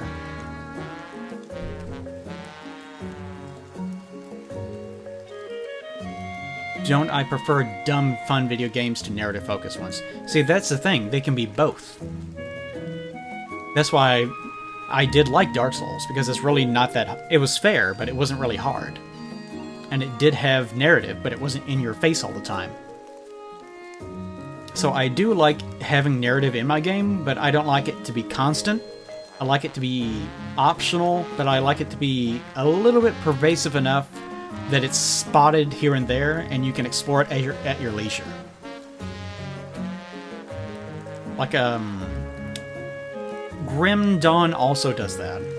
In the sense of, Grim Dawn, you can mash through dialogue, but at the same time, there's a lot of it. There's a lot of dialogue in Grim Dawn. So if you actually care to try to read it, it's there, but there's just too much of it. So if it's not, like, really engaging... Like, I did notice whenever I was looking up information on it, some people were saying, yeah, the story is good if you bother to read it. So at first I thought, oh, I guess there's not much dialogue. But whenever you do run into it, it actually is important. So I started the game by actually, like, really intently trying to read what everyone was saying. But eventually I realized, oh, no, there's NPCs everywhere, and they all run their fucking mouths about things all the time. And I want to get back to the video game at some point, so eventually I just got to the point where I was just mashing through dialogue. Because they just won't stop running their goddamn mouths.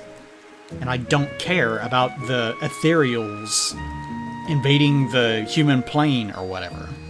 Like, I just want to kill some bad guys, and then if I run into a sad man that has some specifically well-written lament about his family or something, then I'll read it. So, both.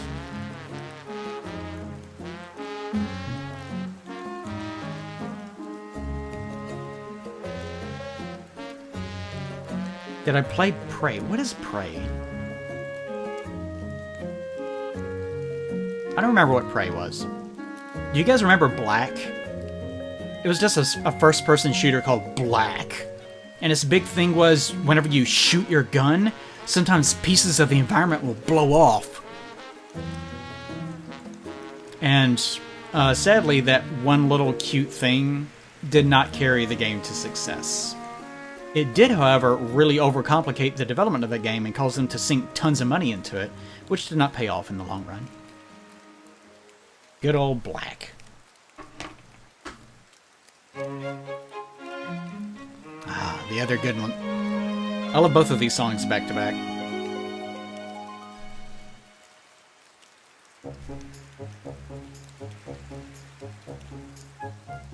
Zelda, this is one of the reasons why I don't really care for Breath of the Wild quite as much.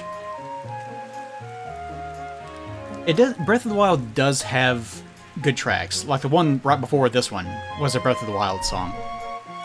But because it's more focused on atmospheric, audio, there's way less Zelda music. And Zelda music is some of my favorite music at Breath of the Wild. Good old Breath of the Wild. You run into a lot of Gerudo in that game. I think that's fair.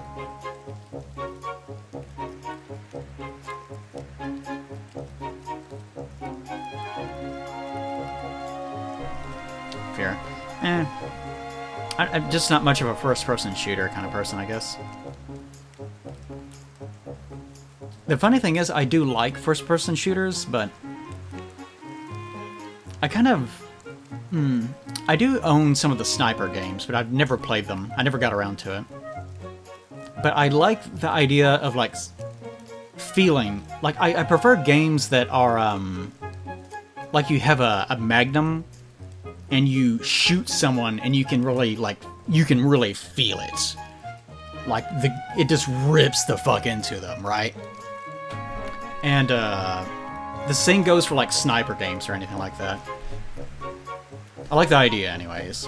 Welcome, Pat Raid. Welcome, welcome. We were discussing difficulty in video games. Everyone's favorite subject. Were you guys enjoying watching your videos? Yes, mama. I changed my lip flaps to actually work with voice, so if I hum, then I talk. This is stupid. Yeah, we were discussing. Am I gonna have to explain this again? I got excited at the start of the stream because I was talking about Majora's Mask, and I was talking about the idea of playing it on stream one day. Which, speaking of which, if I recall, I had an old idea with a certain someone to play a Zelda LP, but that never happened. But Majora's Mask, the thing I like about Majora's Mask is the fact that it has such, like, authentic human experiences in it. I really like the narrative of it. And we were going over the lover's quest, the couple's quest, at the end of the game. And I was talking about how, like, if you actually look at it, it's, like, really tragic and, like, it's really touching in its own way. And I was going over how there's all sorts of interpersonal relationships between them. Like, the mother of Anju had her husband leave her at some point. And she, as a result, is projecting that onto her daughter's relationships. And Crimea also is, like, in love with Kafe, but has not communicated that to anyone but, like, her sister. And her sister knows that anytime that she goes into town, she's really depressed by it. But she doesn't mention that to anyone. And you get, like, little bitty details, like, just the fact that Kafe doesn't seem to go to the ranch, so there's no actual affair going on. But the mother thinks that there's an affair. And the only thing that that Kafe is really concerned about is getting his body restored so he can get back to Anju in time for the wedding. And to the point where Anju is sitting there waiting for death, essentially. Waiting for the moon to fall, knowing that she could have gotten away, because she's willing to acknowledge that she is willing to die, even if her faith is proven to be incorrect. And Kafe, like, is running to die just so that he can be with her in their final moments together, because that's what's important to both of them. Like, there's a lot to it. I'm not really doing it justice, but it is depressing. Yes, that's the whole point. Like, I love stories that are, like, sort of depressing, but there's something about them that's also, like, really touching and human, because there's something about that to me that's like, it's so authentic and like, inspiring in a way that it's sort of like that's what being alive is really about when it comes down to it. Like, you can just live enjoying things, but a lot of it is realizing yourself and pulling a Laurentius. We started talking about Laurentius as a result as well, about how he's handing off his fire to you in the hopes that you will develop it into something unique that will not be used for violence, but will be used to help, like, spark the future of the next generation of people. Like, that's my takeaway to that sort of storytelling. Like, it's very touching and reasonable, and it is depressing. But that's the whole point of telling stories like that. I love that about those games. But yeah, we were talking about stuff like that. So anyways, how'd your viewing party go? Did you enjoy your Final Fantasy XIV videos? And your one weird video I saw of someone harassing lobsters? Which Paige, of course, was greatly delighted by. Oh yeah, sorry about the advertisements. Don't worry, you didn't miss anything. I did a thing with my hand that you couldn't see.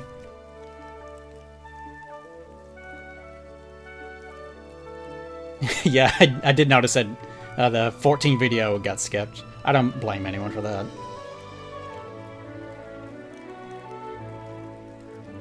Yeah, I was going to watch some videos today myself, actually. I was actually doing setup and I saw that Pat was streaming. So I just popped in just to see what the hell's going on, because Pat had asked me about it a few weeks ago. I guess it was a few weeks ago. To me it feels like a few days ago, because I lose track of time so easily. And I was trying to explain, here are the things that will probably get you in trouble, here are the things that people probably won't give a shit about, and this is the way that you probably will curate videos in order to be able to watch them in the first place. I use a watch later list on YouTube, so that's what I would recommend, and I guess that's how he set it up. How does Pat get his videos anyways? Because the way that it works, for me, you can go to my Discord, and in my Discord there is a Stuff to Watch channel where you can go in and just drop in videos that will be good for me to watch.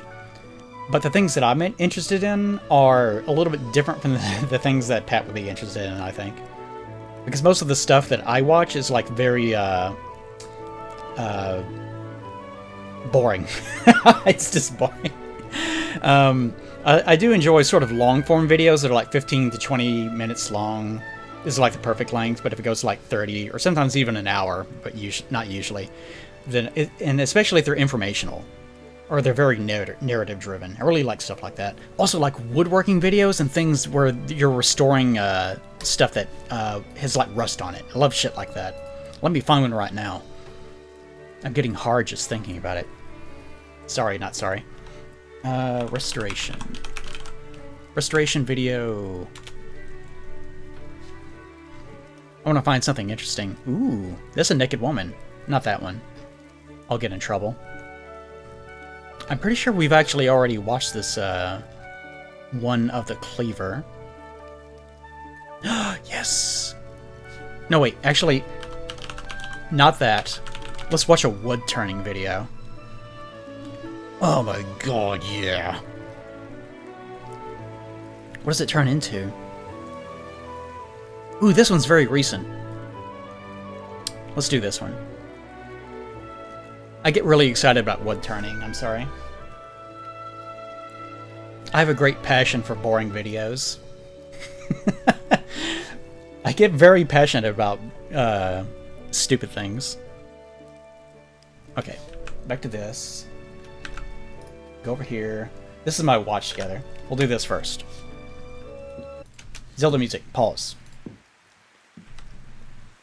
Relaxing ambience, pause. Thank you.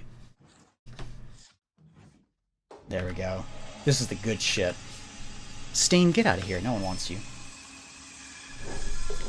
Let's do some wood stuff. I fucking love this. There's something so satisfying. Isn't it just called the lathe? Whenever you stick the piece of wood on a thing and it spins around. I'm a farmer, by the way. I know these things. Yeah, the thing that spins around with wood on it. That's what she said. I've never considered that, a painting restoration. Also, I need to make myself not take up the whole goddamn screen like an idiot. I'm over here now. I'm a kitty. Don't mind me. Painting restoration does sound interesting. I don't know if it would be quite as satisfying, though. Also, whenever people build, like, little miniatures.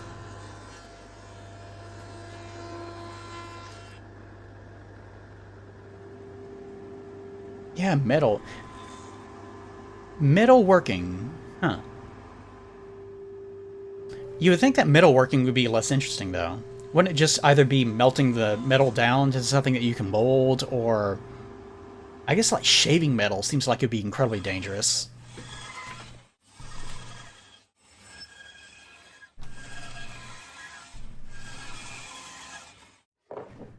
No, no, no. Not like, miniatures, like tabletop miniatures, but like dioramas. Like, things like that.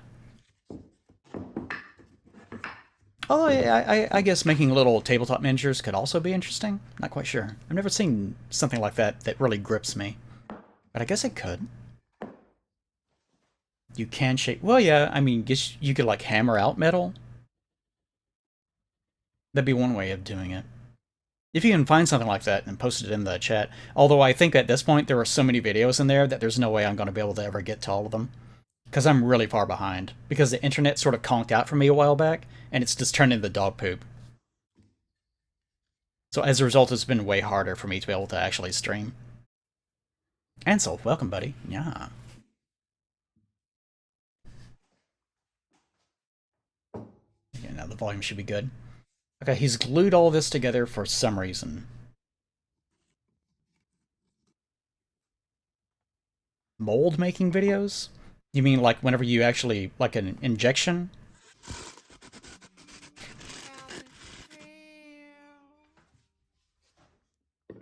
I think part of it with these videos is that there's sort of ASMR without being ASMR.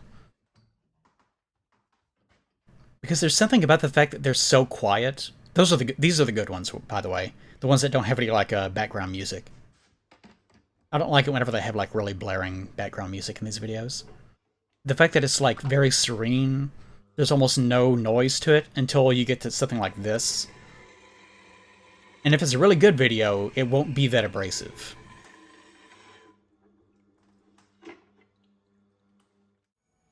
So it's kind of relaxing.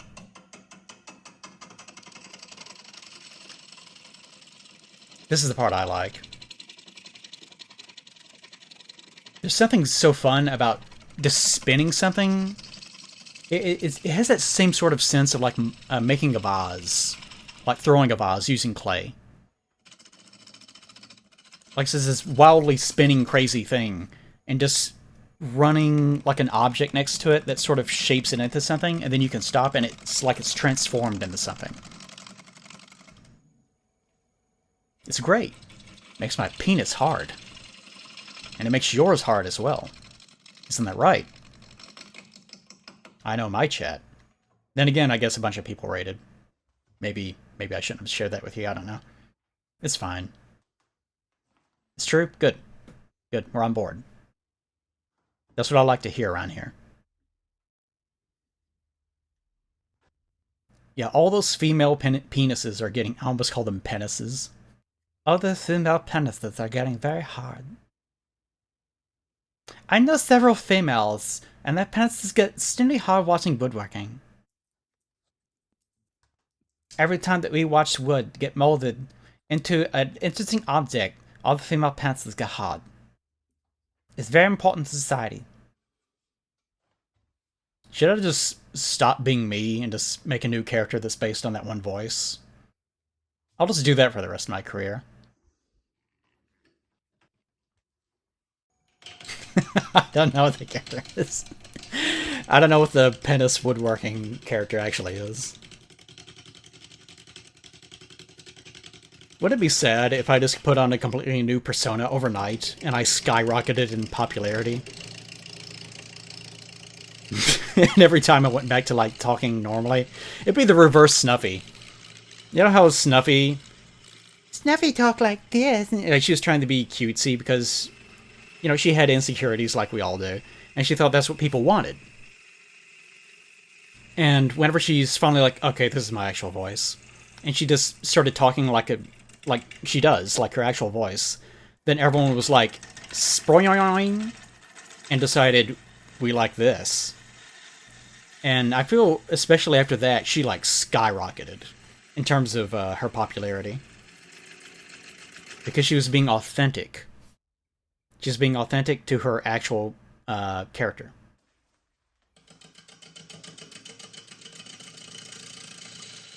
And if you know Snuffy, then you know that she's a very personable, warm, fun person to be around, right?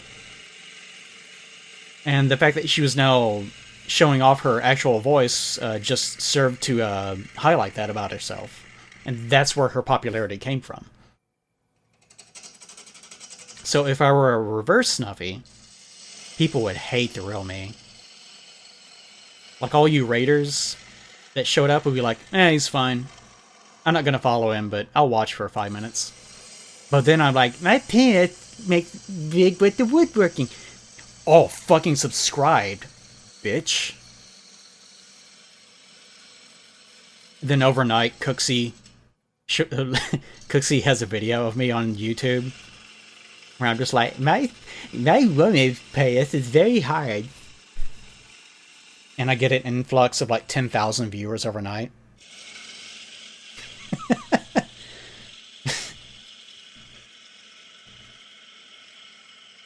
Anyways, point being, I like woodworking. Woodworking makes me happy. Yeah, I actually found Snuffy before she changed her voice, or actually not changed her, before she started using her real voice. I found her whenever she was still using the loner model. And at the time she was kind of worried, if I remember correctly, about being able to succeed long term. And I recall sending her like a Twitter message or a Twitter comment or something. Maybe it was on Twitch.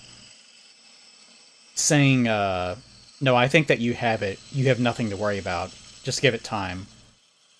Because I get the sense that you will succeed. And she did.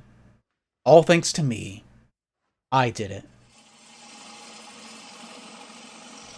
He said with his 150 viewer concurrent base, in addition to the raiders that far exceeded his own viewership. Me. I'm the best. Me.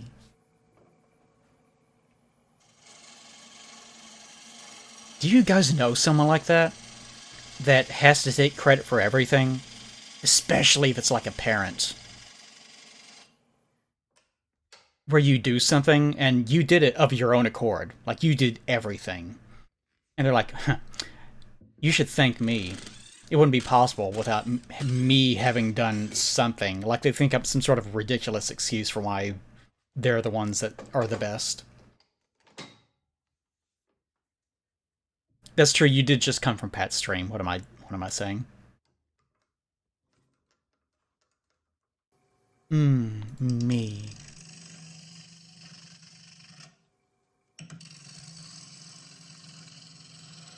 So anyways, wood. God, I fucking love this.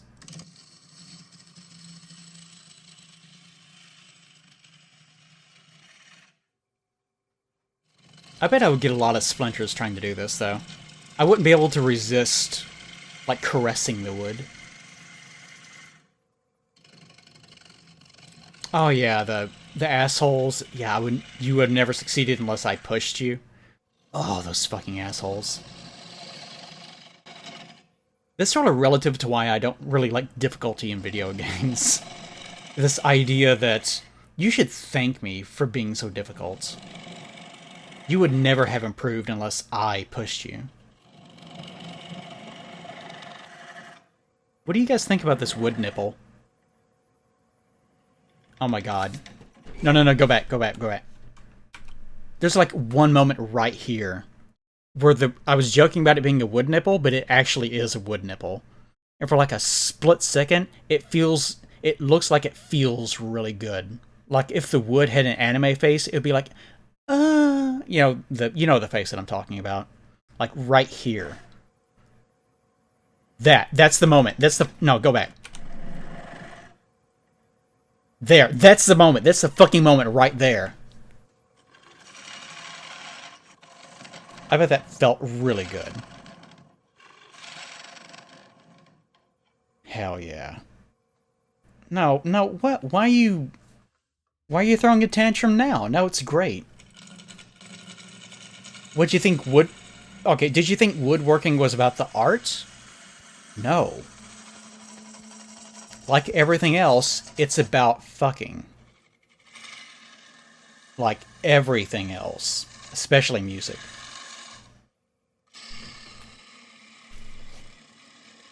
I need to tilt my phone. Yeah, there we go. I need to be sure I'm facing this direction. How do I don't know. I don't know how you clip things. I don't have any, like, clippers. I don't think. I know the rare instances where I actually do go looking for clips, which is usually, like, once a year. Then usually it's things people did accidentally.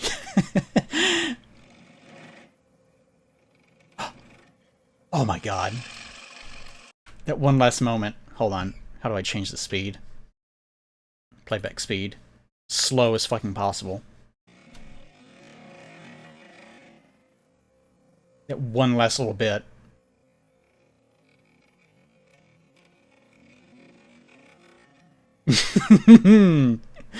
That's the fucking best. I love that. Okay.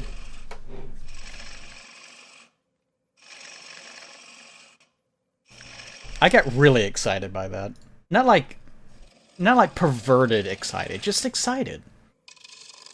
What's the setup for VTubing? It's a nightmare. The setup for VTubing is I need the iPhone, which is very expensive.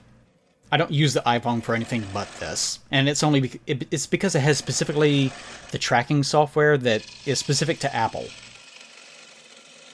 Because Androids kind of sucks, and of course PCs kind of sucks. Ooh.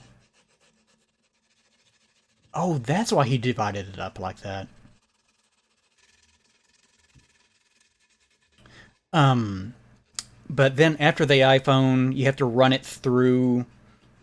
Like, really, I should be using 2 computers for this. Because whenever I try to run the VTubing stuff while doing something like, you know, Dead by Daylight, for example, it's way too intense, and it can't handle all of it at the same time. So I should be running that to a laptop with the iPhone, running VTube Studio, and running VTube Studio via filter into OBS, and then OBS draws whatever the video files happen to be, either it's gaming or whatever, from this computer, which means setting up, God, I just...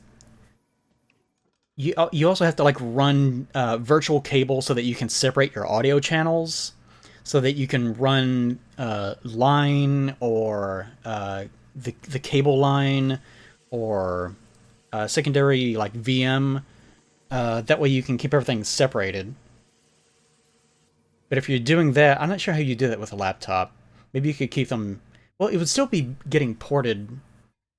It would still be getting ported via virtual cable, even though it's coming from a secondary source. So I guess it would just always run USB. Or would it? I don't know. I'm glad I don't have to worry about that aspect. But anyways, it's complicated. It's a bunch of bullshit. You can tell why people don't do it.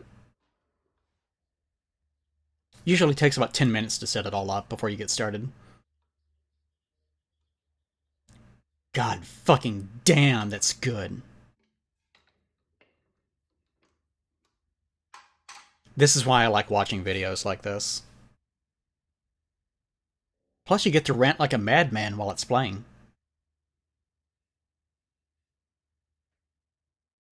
And then once it's done, your lady pants get very big. I think that was that the voice I was using? I can't even remember what it was now.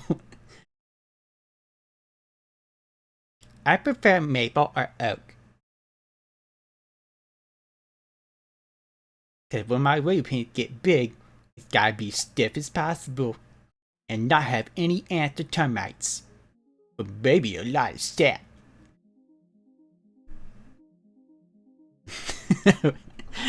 I like this is the wood voice. Makes no sense. You think that's what trees sound like? It's like that old Jack Handy thing, Would we really be so gung-ho about cutting down trees if they could talk? Maybe, if they did it all the time for no goddamn reason. Maybe, yeah, we would cut trees down all the time if they spoke, but they had really abrasive voices, just like that.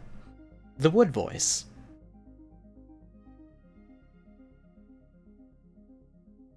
That's a good bowl. I can't wait to fill it full of butterscotch and offer it to children that don't want it. God, it's my fucking dream. Want to be like you guys ever think about that? Like all of you are like relatively young, right? Relatively. Like we're not fooling anyone. Either you're from my stream or you're from Pat's stream, and let's face it, all of us here are in our 20s, bare minimum. Most of you are in your 30s. Don't try to fool me. I know. I fucking know. Ooh, a restoration of a 1930s desk lamp. I'm not making a joke. Like, I legitimately got really excited when I saw the thumbnail. Look, I know. We all know. All of you are old as fuck. And most of you are single. I know.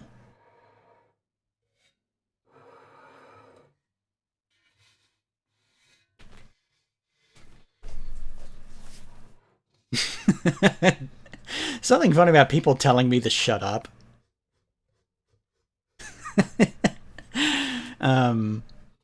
Why did I even bring that up? I was trying to make some stupid joke. You're all old, just like me. Why did I bring that up? What was I talking about? I can't remember. To hurt you? Yeah, it's true. It's true. I'm not fooling anyone. Also, I'm glad that I haven't dropped too many frames today. The last stream I did, I dropped, I think, it was like 20-something thousand frames by the end of the stream. I was not pleased. Oh, yeah. Oh, that's what it was. That's what it was. It was actually kind of an interesting topic. The idea of don't you look forward to whenever you get so old that it's expected that you're going to look like shit. And it's so expected that you're going to look like garbage that you can completely let go. Like, it just doesn't matter anymore. Because even if you were in really good shape, you're still so old that no one's going to care anyways. Like, have you ever seen, like, old buff guy? Like a guy that's really in shape, but he's still, like, 73 or something? Or, like, the world's most in-shape 92-year-old man. Like, wow, that's a really in-shape 90-year-old man. He looks pretty good for a 90-year-old man. Like, he still experiences pain every day because he's in his 90s. He looks pretty good, though, for his age. Would you fuck him? Nope. Nope. Nope. See that lady? That lady is 84 years old. She takes care of herself pretty damn well. She looks pretty damn good for 84. Would you fuck her? Nope. Wouldn't do it. Nope. Not for all the woodworking in the world. No amount of turnt wood's gonna get me inside that pussy. Nope. But there's a benefit to that, because once you actually do get that old, why would you care? Like, even I'm in like my 40s now, and it's like what is sex? Sex is like putting your wiener in a wet hole. Wow. Oh, I'm gonna put a bullet in my head because I can't get laid because I can't shit my penis in a wet hole. Oh, woe is me. Like, as you get older, you kind of realize this shit. So by the time that we're 80 or whatever, you're certainly not gonna give a damn. And that's when the good shit starts, because you can let it slide, baby. Like, you thought you looked like garbage now? No. Like, you're in your 20s or 30s or whatever. You're still worrying about it some. It's still in there. You get to be 80, you can do anything. So that was my question. Are you guys looking forward to that? I am. Because I count my calories like a madman. I exercise every other day. I try to make sure that I stay relatively healthy and fuckable. I know what kind of fan art you've drawn of me. I know you're hungry for these kitty meats. But the older I get, the closer I get to that threshold. Where I can, I'm not saying I will. I'm just saying I can. It's an option. I could be an 85-year-old man that one day is like, I have 5 blueberry muffins in the kitchen. I have a bucket of ice cream that I made last January. I have 5 bags of flamin' hot chips or whatever. I'm gonna eat all of it today, and I'm gonna feel good.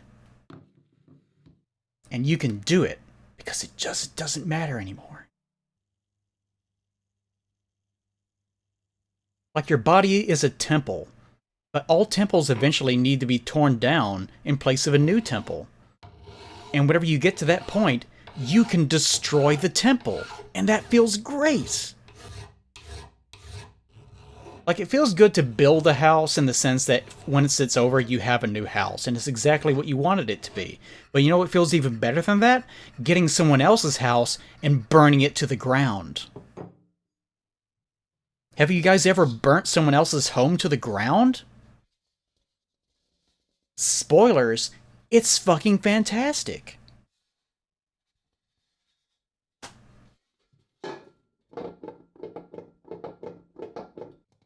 Ooh, something very satisfying about him rocking that back and forth.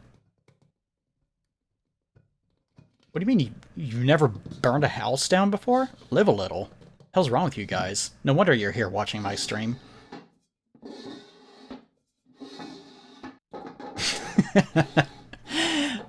I can't stick my pee-pee in a wet hole. My wife is over. I'll sit around and listen to the Wu-Tang Clan. I don't know why that. Sorry, I don't know what I'm talking about anymore.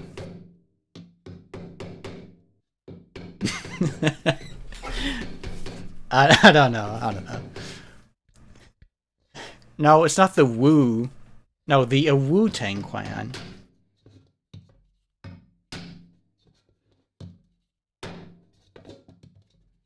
I don't know. Sometimes, look. Oh, sometimes I just lose my mind. Don't worry about it.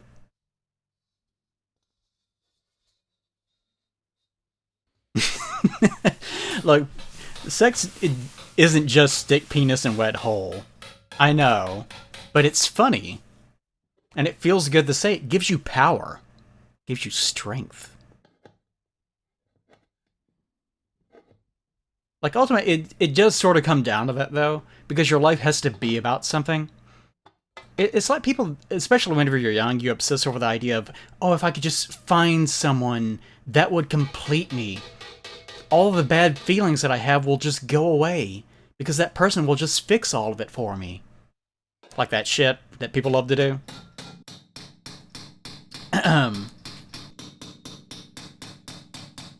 But, you realize if you're in a relationship of any kind, you still have to be your own person.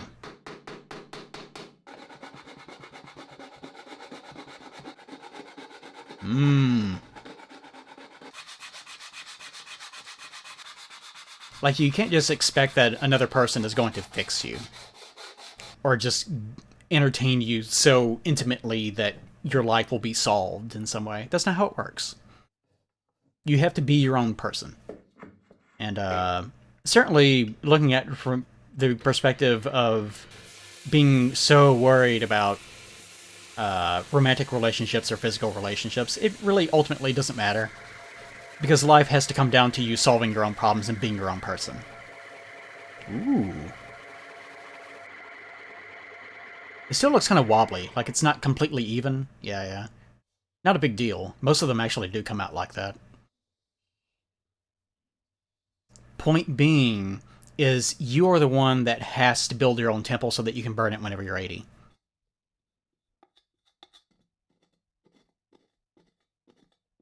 I don't know, what do you guys think?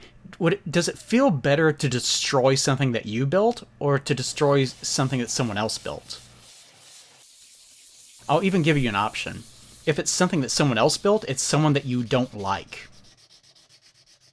Like, your greatest enemy spent so much time building this shitty-looking home that they're so proud of. It looks like garbage, too.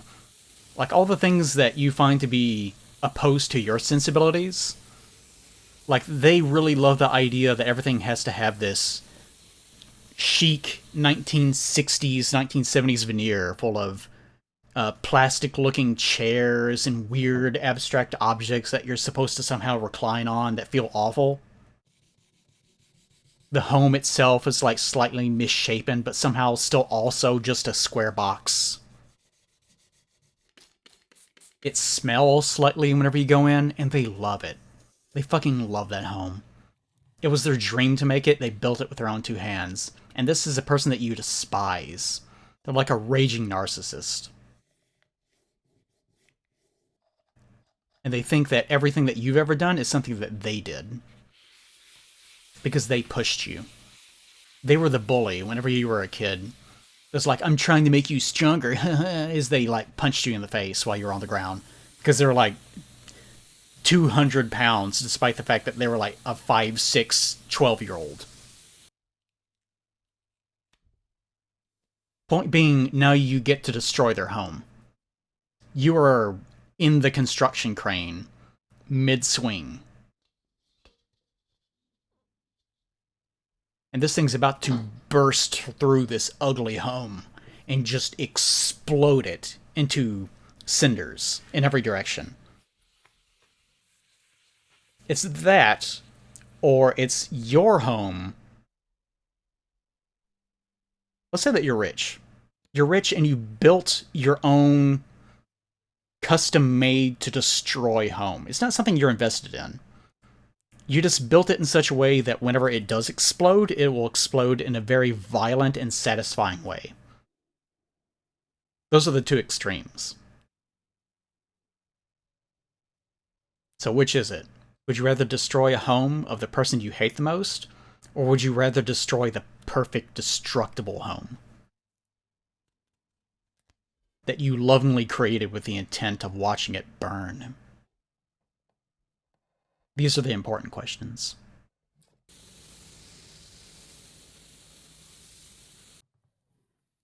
Well, okay, maybe you're not... Look, if it helps, you're not rich. You have, like, a genie. And this genie won't grant any wishes unless they are specifically related to destroying human-built family units. If that solves that problem for you. It's a very specific genie. It's his sexual fetish or something. It's something that you have chosen not to confront him about. Because quite honestly, you don't think it would be a conversation worth having. Like, we all have a guy in our lives that's like that. Where he's a little too into Digimon. And you know, if it ever comes up, that's what he's going to be talking about for the next 2 hours. And none of it's going to make any sense, and some of it's going to sound pretty suspect. You can tell that he's into some sort of shit, and some of it might be illegal. You're not sure what it is, but you don't want to be involved in it. It might be something you have to confront later on in life, but it's not going to be today. So you just don't bring up Renamon. Don't mention it.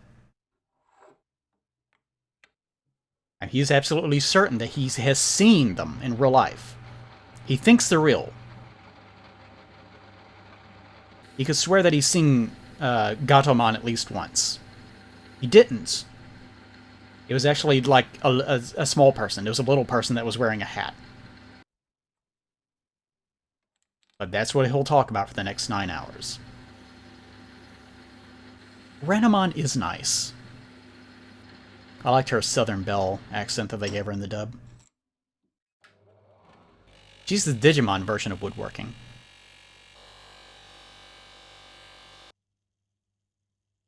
Gazimon? I don't know that one. Yeah, I wonder what the genie that destroys homes. Could you make a wish for the genie to destroy its own home? Genie, I want you to destroy your own lamp. That would probably be the ultimate fetish for that genie.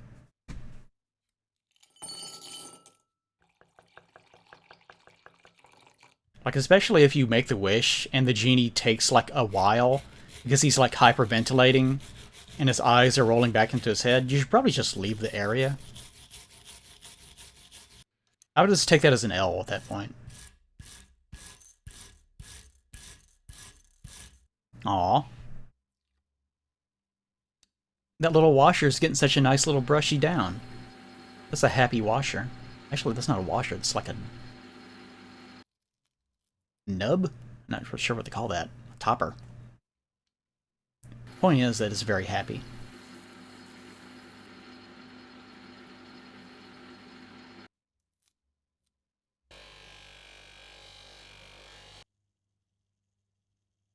Digimon is kind of hit or miss for me. Because whenever they want to make a hot Digimon, it's usually just some supermodel that's wearing some weird thing on her head. And it needs to be more fucked up. Like, I want to look at something and know that unless it actually talks to me, then it's going to be illegal. I need to know that. Like, if I approach a Delphox, like, it's going to make some sort of weird-ass noise, and it might be trying to communicate with me. I don't know. And given enough time, I could probably have a conversation of some sort, but you'll never quite be sure. You might be convincing yourself. And that's the good shit. But a Digimon, it's just some lady from the bank that's wearing wings on her head or whatever. Who cares? It needs to be a little bit fucked up. Ooh.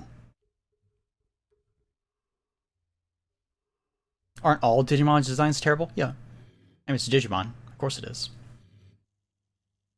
Like, that's always been the balance. I was about to compliment Digimon on something, but I can't really think of anything to give Digimon a compliment about. Are its games good? I don't even know. I never really got the impression that... God damn, that's satisfying. Okay, this is getting a little bit sexual. What was I saying? Oh, I was about to compliment Digimon, but I can't think of anything. Oh my god, just making a screw. Polish it. Polish that knob. Yes. Oh. Come on, polish it.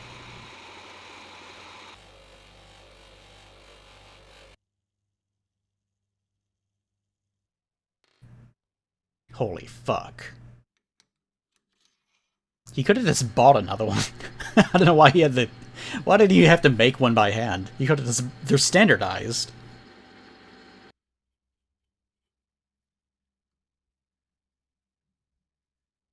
Not feeling too good?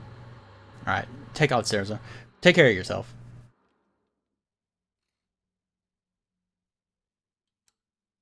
It's less boring than Pokemon? I don't know. Seems kind of boring. I don't know. Digimon has always seemed, from a distance, I really don't know much about it, but it has always looked to be... It looks stupid. Like, with all the nonsense about it being a digital world and them being real because the internet or whatever. I really don't know what's going on with Digimon. It just looks like it would be stupid. Plus, I remember watching some of the series, and those were pretty stupid.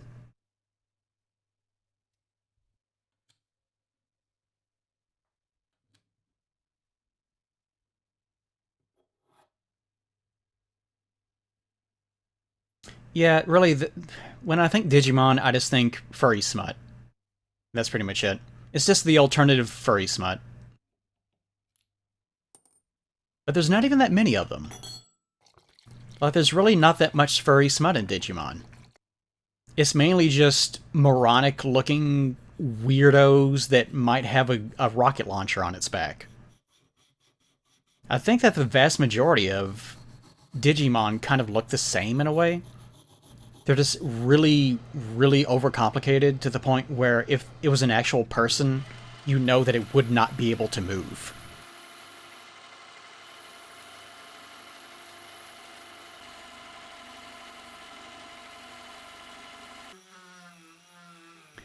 I've told it before, I have a favorite scene from Digimon.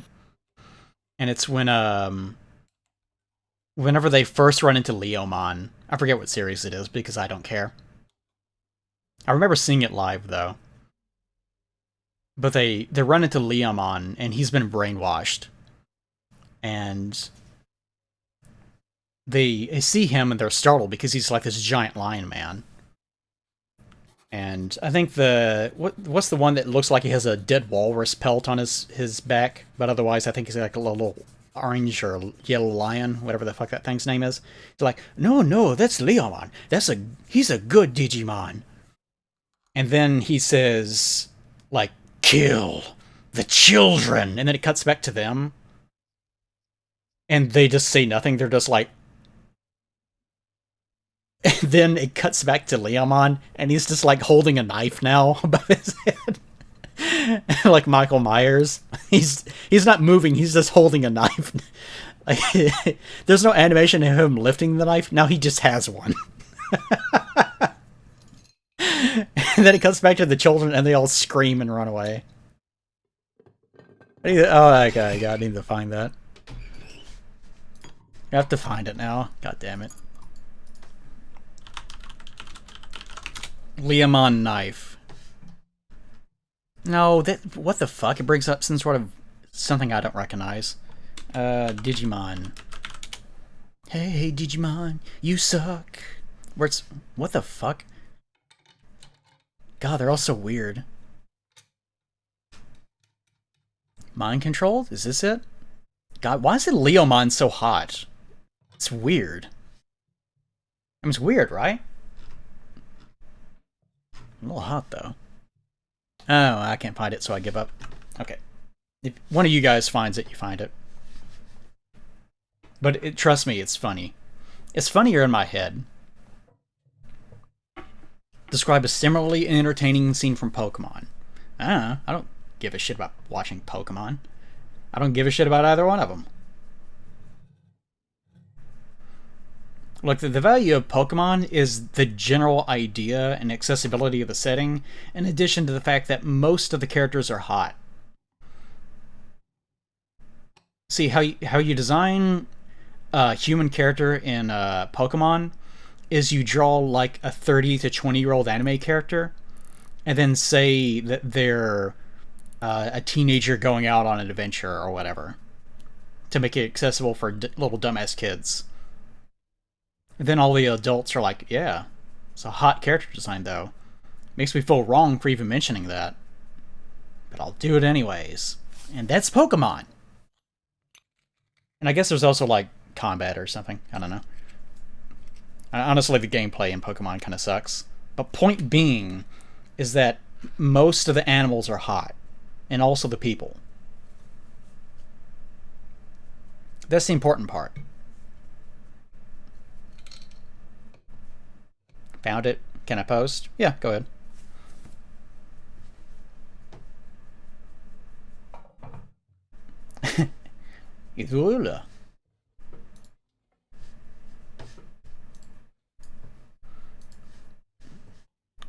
Yeah, I thought that was it, but no, that's like the beginning of it. That's not the scene that I'm thinking of, though. Yeah, I don't think that's actually the right one.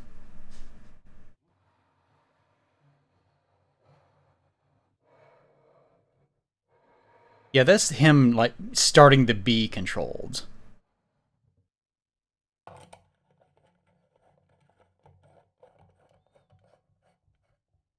Oh yeah, because I think, like, Ty, or whatever his name was separated from the rest of the group. Yeah, that's not actually the right scene. That's too bad.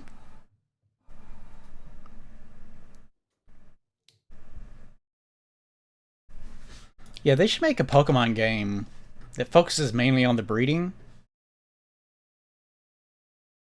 That's it. Like, just make Pokemon porn. Just make a game where just fuck them. Just fuck the animals. Okay, let's watch our actual videos.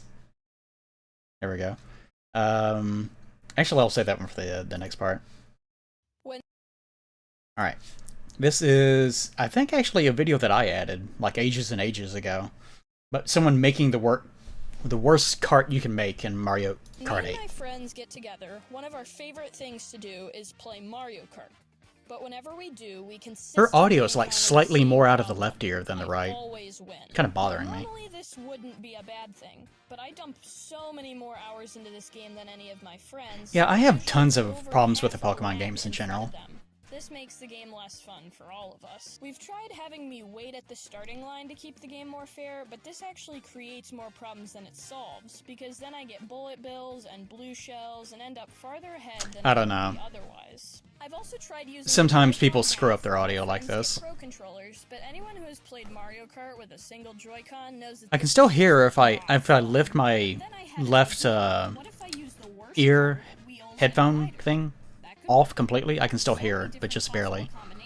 How do you find out which one is the worst? What about trying every single cart, wheels, and glider combination? There are 41 cart bodies, 22 wheels. I like the idea behind making your own cart, but that's the problem I have with it. Yeah. Yeah, the amount of combinations you can make is too much of a pain in the ass. Or nearly 2 years straight of testing. That's just a little too much time. I had a shitty day? Did I? Mario Kart, when would I be able to get destroyed and smashed? I actually just woke up. Luckily, I don't need to test every single possible combination. It could have been better though, I guess. Find out which body is the worst, which wheels are the worst, and which glider is the worst. Put them together, and bam, worst cart possible. That is still a huge amount of time though. But I realized something. Some of the parts have the exact same stats, so I don't have to test all. She or they? For example, I can just sure. test one of the 4 stats. Not the most pleasing voice. This changes the prior 13,530 tests to just 27. A bit of a difference. But still interesting. When I run the tests, it's more about the information. I find a course that takes every factor into account. For this, I picked Mario Kart Stadium because it has a glider section. You guys know what the best track in all of Mario Kart is?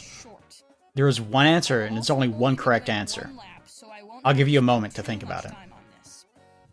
At the beginning, I won't be using the starting boost so that acceleration, a very important stat, can be taken into account. I will be doing the tests in time trials. Rainbow Road. You cannot be more wrong. I also won't be using any mushrooms, and will do 3 tests for each. It's fucking Baby Park! Fucking Baby Park, brother! Of course it is! Motherfucking Baby Park! Shit rules! When my PP gets hard, it's because of baby. I see the word baby in Mario Kart, my penis gets hard right away.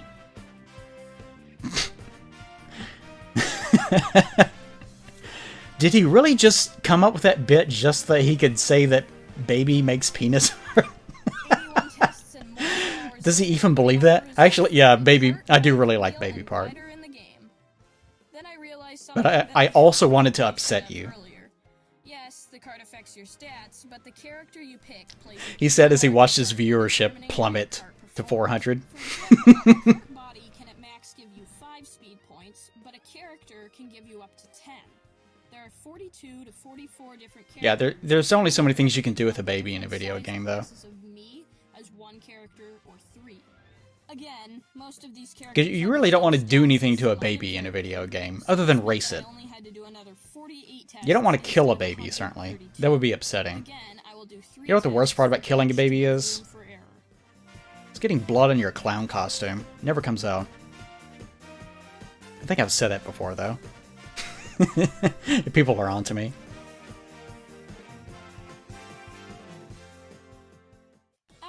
I really like kart games, but they're just kind of not on PC.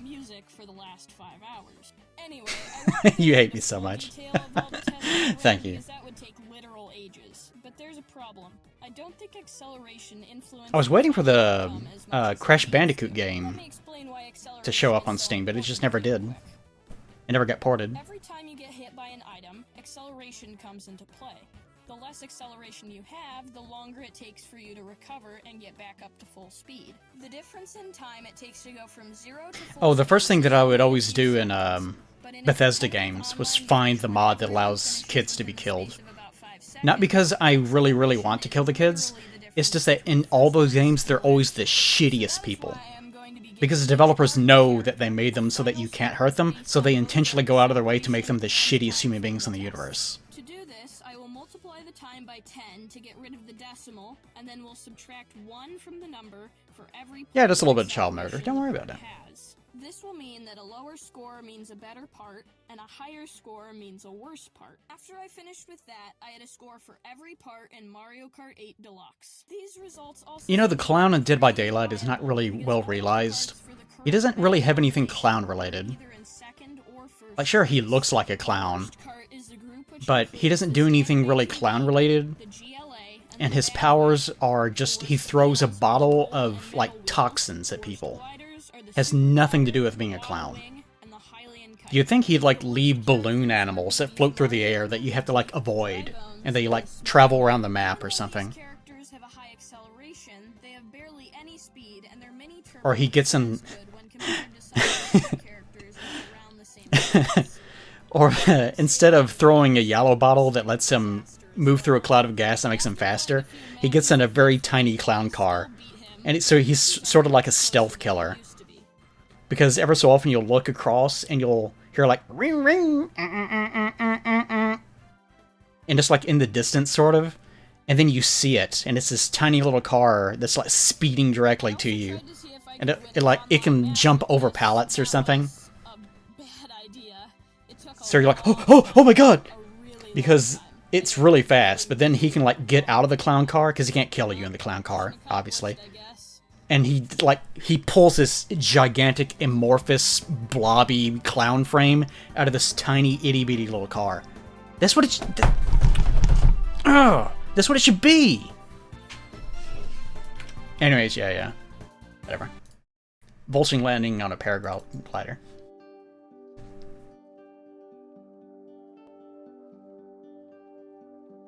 I found that I really value sort of relaxing videos, even if they're weird. Maybe because that also gives me the chance to be a weirdo. What are your guys' opinions on vultures? I know they're like gross, corpse-eating birds, but I've always kind of liked them for some reason. Like, they're really not bothering anyone. Like, sure, they're eating your, loved ones after they perished, which is kind of rude. But they're usually eating like a deer or something. No one gives a shit about deer. They're kind of just like nature's good boys. They're just hanging out, trying to clean the world for us.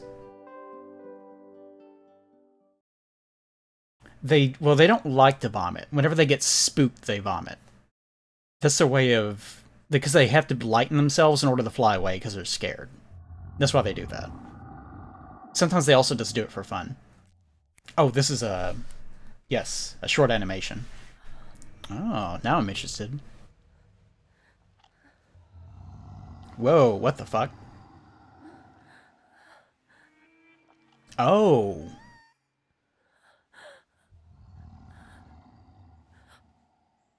This was my food.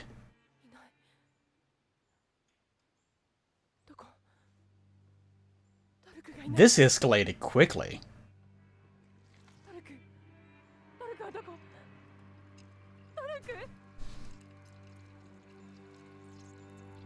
I wonder if this has any...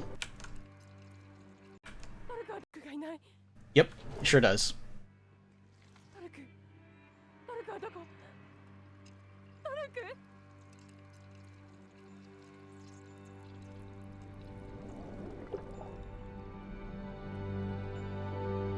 Yeah, I saw the cute, like, little goat face, and I was like, hell yeah, time for some mysterious drawings that no one expected. But then she started pulling, like, little baby corpses out of a murderer. And I was like, maybe drawing. Maybe.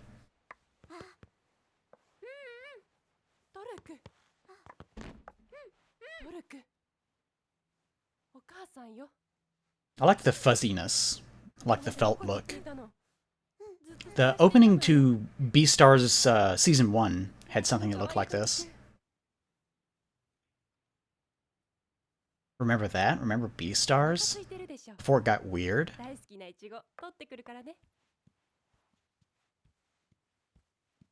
Who the fuck is this woman?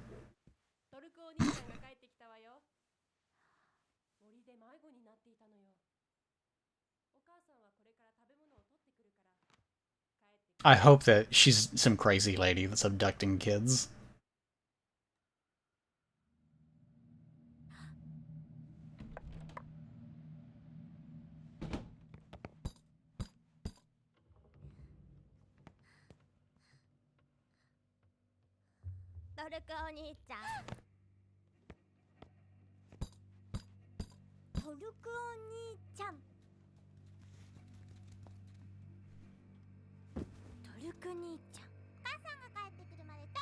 Wait, are they saying Nichan?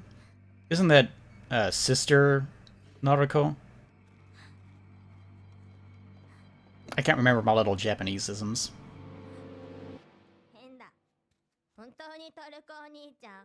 Oh wait, yeah, Nichan is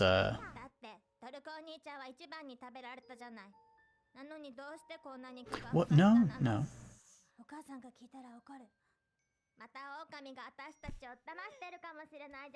I just so happen to have this behind my back the whole time.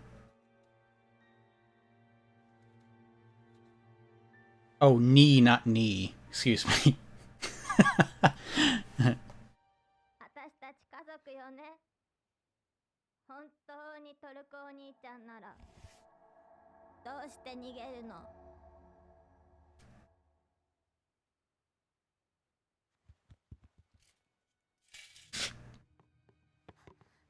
Motherfuckers make him break for it. Shatter his knees like the rest.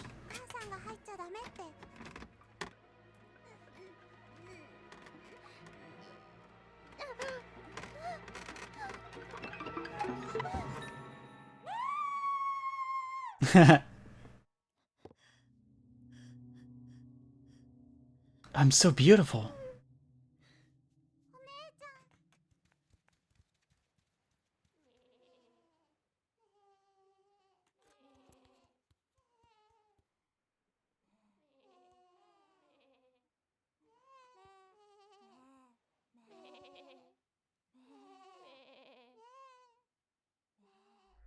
I appreciate the, it has like plants growing inside the home. Like it's just barely standing. It's a hovel. Oh yeah, I was supposed to buy Cult of the Lamb to play that on stream. Because it has Twitch chat integration. So that you guys, as followers, can die for me. Wouldn't that be fun?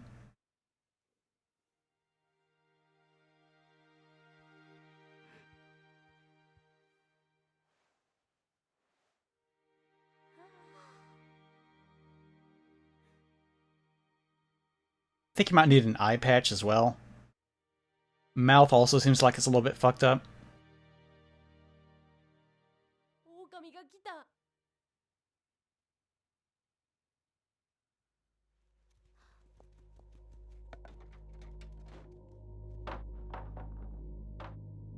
What the fuck? You can just do that? What's going on? Well, how come that one can't? I guess because it's too badly mauled, they can't transform into magical objects.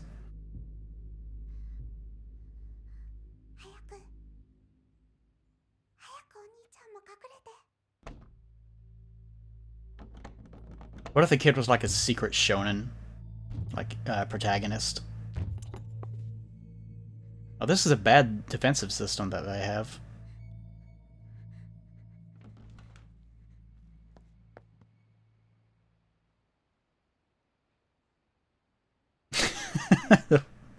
The wolf is just some guy.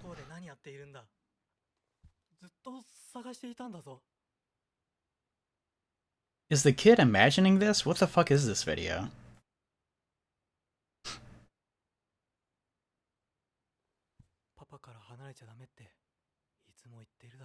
Well, don't do that. Oh, don't do that. Oh boy, here we go. Okay. Okay. Not quite what I expected, but Proceed.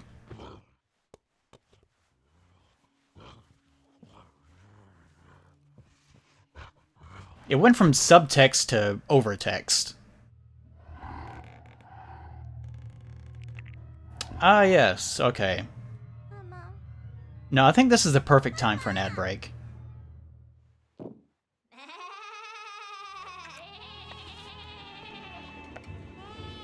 Okay, so what are they?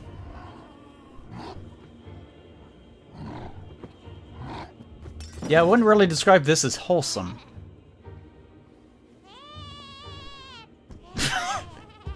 I guess they can do this too. This is a weird combination of... This is a weird combination of a lot of things.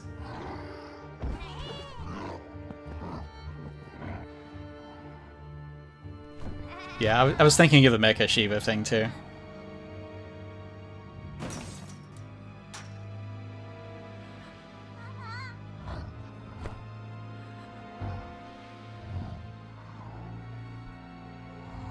Taser?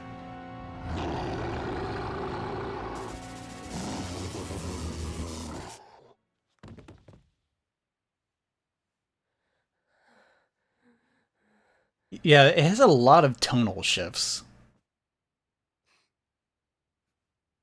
I mean, still interesting, but weird.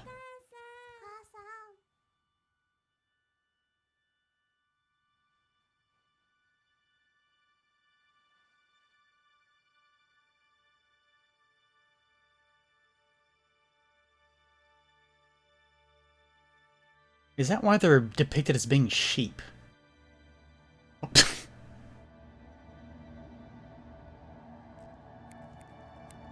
Okay. Yeah, we're back here. Oh yeah, what was the...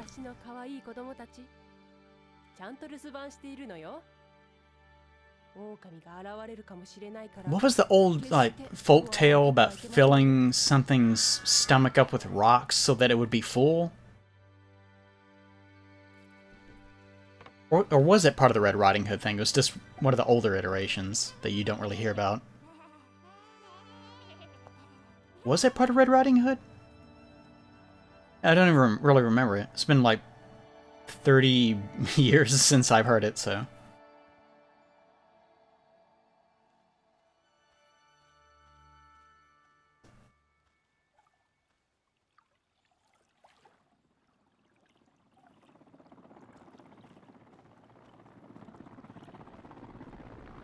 Now there's helicopters?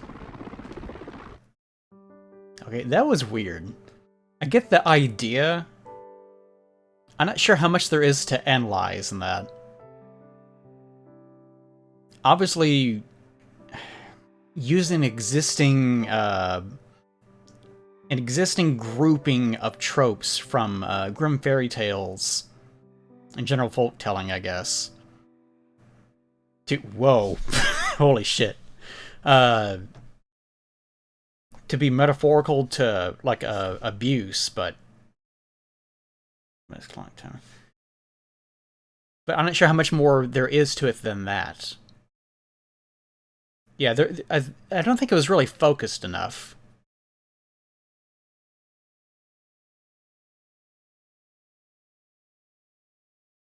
Yeah, there really wasn't enough subtext. It got too overt. And in addition to that, it sort of retreats back into it, rather than sort of embracing the reality of it.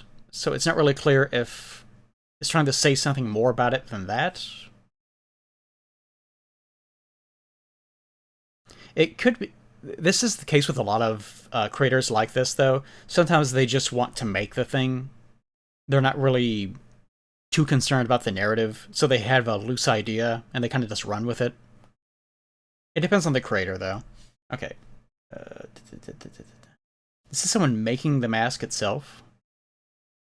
Oh, no, this is someone making the clock tower. This is one of those videos I was talking about. About people making miniatures. Weird, but weird good. And it's also my favorite Zelda game, so when it was chosen Or making dioramas. Craft next, I felt like I won! I won! in the game your main goal is to That deserves a kiss, right? mighty force Fuck that off. strikes the I clock won! you and everyone you know. The game has an interesting time loop mechanic that keeps gameplay interesting, plus you get to wear a lot of cool masks along the way. Within the center of Clock Town is the requisite clock tower, which I'll be building today as a regular clock and not The Zelda CDI games were shitty, but there's something about them that's really enjoyable. Not to play. To watch someone else play. In building the clock tower structure, I'd like to introduce the first material, cardboard. We'll start by building a sturdy base, making 4 rectangles of... How many of you guys played with cardboard whenever you were a kid? I did that all the time. I would... Like, if we got a box, I had nothing else to do. I didn't have any toys.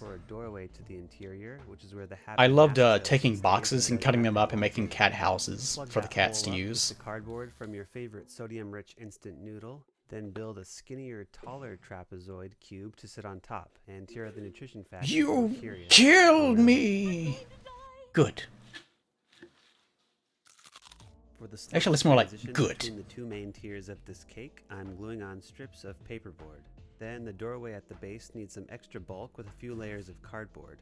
For a lot of these geometric details like this, I used a 3D model I found on SketchUp to help get the measurements and scale right. Yeah, It even had a few extra bonus details like T-posing Skull Kid. Hidden behind the clock, there's a secret... He's gonna have to put in a lot of work in order to get like the stone texture to pop out. I wanted to include the transforming feature of the clock tower so that the clock face can face upward, so I made the top as 4 columns, using paperboard with space between them. The inner sides of the columns are trapezoids, then the outside of the columns are kinda trapezoid-ish, but angled here so that they lean inward. Each column is capped off with an angled chunk of XPS foam from my foam graveyard, and then the top view real quick. One of the reasons why, as people, we stop playing like that is because we get too big. I gave the tower a couple of foam ramp arms that will get detailed with... Like, wouldn't we still play in cardboard boxes if cardboard boxes were still relatively sized to a child? Like, a fridge box is huge compared to a kid. Can you imagine getting a box and it's the size of... It would have to be like, what, like 20 feet tall? Or, you know, it's very big. We'd still play and stuff like that. Using an Ulfa knife, I diced these julienne strips into pristine... Ulfa knife? Who the fuck calls them that? They need to be weathered and textured a bit to add some character. Into the coffee can with a bunch of rocks they go. Then shake angrily. There's no way around it that laying bricks... Isn't Vince McMahon dead yet? I like to start with the corners, which helps keep the rows straight as I build across later. It's dangerous to go alone though, so I recommend coercing another person. There's no justice in the world. Or just learn the song of double time and skip to the end. And here's my brick house. As you can see, I left a lot of bricks overlapping the flat edges. That's because it's weirdly pleasing for me to shave off these hangnails. It's also quicker than trying to cut bricks to size as I glue. And all of these half bricks go back into the bin for later. Oh yeah, I forgot about the Vince McMahon soul transfer. Actually, no, it wasn't Vince McMahon, it was Undertaker. The orb is more knob-like. I glued on a shell of bricks, and that completes the clock tower topper. The bottom is a little bit messy. Paperboard texture is bad, but goop actually, a lot of this is kind of messy. My spackle is a little old and dried out though, so with a cup of water on hand and a nice wet... Forced retired for doing wolf stuff? Wolf stuff. With enough fiddling, it'll have kind of the stone texture I'm going for. Next, doesn't Stephanie... Isn't she the one that kind of runs the company now? Using this along with like to add a bunch of Hunter or whatever is his actual name, Hunter? If so, kind of embarrassing. You know what time it is. The texture paste adds some nice detail, but it still sheds a lot of dandruff. Oh, okay, yeah, I see what you're saying. Wolf stuff. Black paint. Usually yeah, I imagine Vince did a lot of wolf stuff. In black to make sure I didn't miss any white spots. But it's been pretty wet and cold, which is the opposite of good. I thought he was married to Stephanie. So I used some watered down black paint instead. Every single brick gets an exciting base coat using the same neutral gray. Then the whole thing is dry brushed. You got dandruffed on? And there it is, so vibrant. Then I That's broke one of the out nice things airbrush about not for having more hair exciting anymore, details. for the most part. The clock tower has a bunch of edgy face Having the tattoos Picard meant to helm get the designs means just that you don't right. have to worry I too much used about a site danger. called NoClip, which lets you explore 3D maps extracted from game files.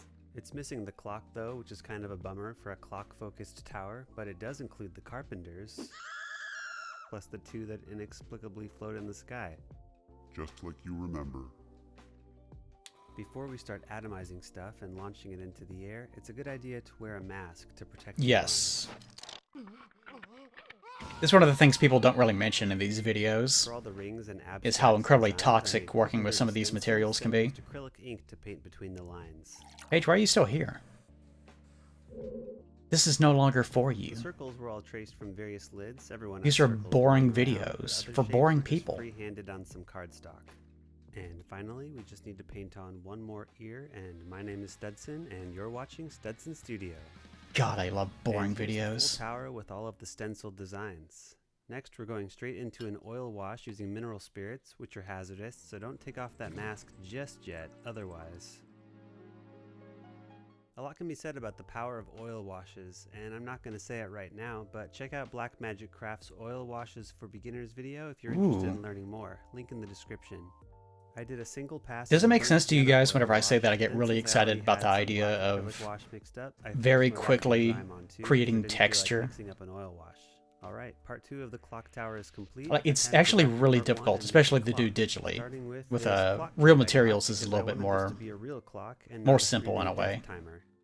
I feel like an old CD or a DVD would But, like, make a creating great the illusion super of, like, base to wear and focus on, tear. and I happen to have this old disc lying around. That All also that makes needs to my be done my is to penis use some hard. sandpaper to scratch off the graphic and give the plastic. What was the voice I was so doing can earlier? easily glue things to The the wood surface. lady. Why'd you do that? Oh, that's looking perfect. This will make a lovely faceplate, and then to seal off the mechanism, I have this disc-sized lid. to What enclose can the that battery that compartment. penis Then high? I No, beefed up how'd the she say clock it? diameter with a few strips of foam board Not glued penis, together. like For the penis. clock Penis, tower, that's what the I trick is make my printing out penis this hard. graphic and calling it a That's day. what it was, That would okay. look awful, and I would recommend slamming that I disc just on watched the the video button. game Instead, I was tutorial, inspired by man. this It makes entry the on thing Crafty with the Clock. clock. I used a wood-burning The tool to ultimate burn in piss the hard. laminate. I don't have a wood-burning tool, but I do have. Was wood it a lady? beaters. I don't Most know. People know there's an L. I in don't this know. word, But if you're an American, the L is actually another D hiding sideways. And if you're mad about this pronunciation, I'll stab you in the face with a soldering iron. I'm joking. The only face that's gonna get stabbed is this clock. And speaking of clock face, I glued balsa wood to the disc, then used a compass to trace out the proper circumference. To transfer the clock art to the wood, there's a nifty material called graphite. Enjoy your paper that can be anonymous used for trace sub, stamps. Miss Gray. But if you don't have any, you can make your own that kind of works using a pencil, which is good enough for me. After tracing out all of the major areas, it actually transferred more of the graphite than But I expected. agree that the story and Next lore step of was to DS1 heat is up boring, my cliche, and tropey. soldering iron. Sure. Soldering iron. Taking it nice and slow. Like until anything the is line was cooked to kind golden of brown trite and perfection. I finished up with the sun icon on the regurgitated bottom of in the its face, own then way. changed my mind and decided I wanted a moon. like so nothing I about added it is a like, moon. holy shit, that's so new and I fresh. wanted the clock to have a bit of depth. But I've so never I been that added concerned the about it. outer ring as a separate piece of wood, and it's ready to paint. Later. First, we need to make the back of the clock more presentable. I have this ring of wood from a package. Tell you, of anytime I'm, French like, having to which is draw already something, clock-shaped. I glued it around the These, perimeter and it like, was almost Minda's tight helmet. enough, Oh my but I god, had to Minda's patch it with helmet. another I chunk like of the rest of sheet. her. Then a little more I detail. really like the rest of her. The imp form, anyways, the human I form. glued 12 Whatever, pieces you can of throw wood her in the to include garbage. it, because 12 is the big But her clock helmet, number that God, I everyone hate her knows. helmet. Then There's just stick it so back many to the details front on it. for painting times. The soldering hold on. iron left indentations in the wood, which made painting within the lines very easy baby mode for me. Everything got coated in one pass of Easy acrylic baby paint for the mode. base coats. Ooh. Except that's not entirely true, because I did use a Citadel Agrax Earth Shade for the dark brown areas. Then I went Here. back to select areas and added a slight gradient from lighter to darker Nice. shades from the top down. Now I've we're had this talking. broken set of headphones in my junk Anyways, box for point a being, while now, and a lot of figured this is this nice. could be used Her as helmet a is not gear nice. inside. I covered them in Like, foam see all these board little bitty to details, all add these some more lines? volume. That is a Then nightmare. used a sheet of textured balsa wood for the front face, followed by covering That's why I the don't like edges doing off that. Stirring sticks, which will need to be trimmed after gluing.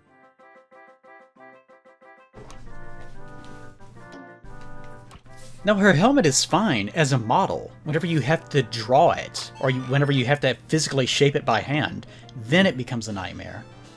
Her helmet's amazing. Stirring sticks all around the edge. We're ready I to like roll made on this to helmet. next It's step, which amazing. is gluing on more coffee stirring sticks, but this time as Her helmet is exposed amazing. It's just that wooden making it is a pain in the wheels. ass. Then grab a pit stick push pop and shake out the knob until you get the special prize they hide inside. Well, I This talked little about plastic why I wheel like will make a one nice earlier on in hubcap the for stream. these wheels. Oh? I'm sparing Ooh. a few of these rhinestone rupees to add some rivets to the caps and spokes, then using Not the too hot sure about wand that, but here, alright. I'm burning on an array of moon-tiered I think that bars. people that use glitter should Then probably I'm be painting on a arrested. standard wood scheme I've been I don't think using glitter should be recently, outlawed, a it's just that watered-down people that brown choose to buy it followed should also by be not arrested. enough terracotta overbrushing, finished with maybe too much of a khaki dry brush. Whoops. Oh yeah. Then I used non-wood colors for the non-wood elements, such as gunmetal for the hubcap and rivets. I've never been really good at Then making using things some look person like textured and plastic, also realistic, known as so anytime person someone is plastic, fucking I nailing it, brushed the I get really squares and excited. Painted it in a gunmetal to make the grating that sits here, along with a chunk of foam board surrounded in coffee stirring sticks and balsa wood to give the impression that the whole thing is wood.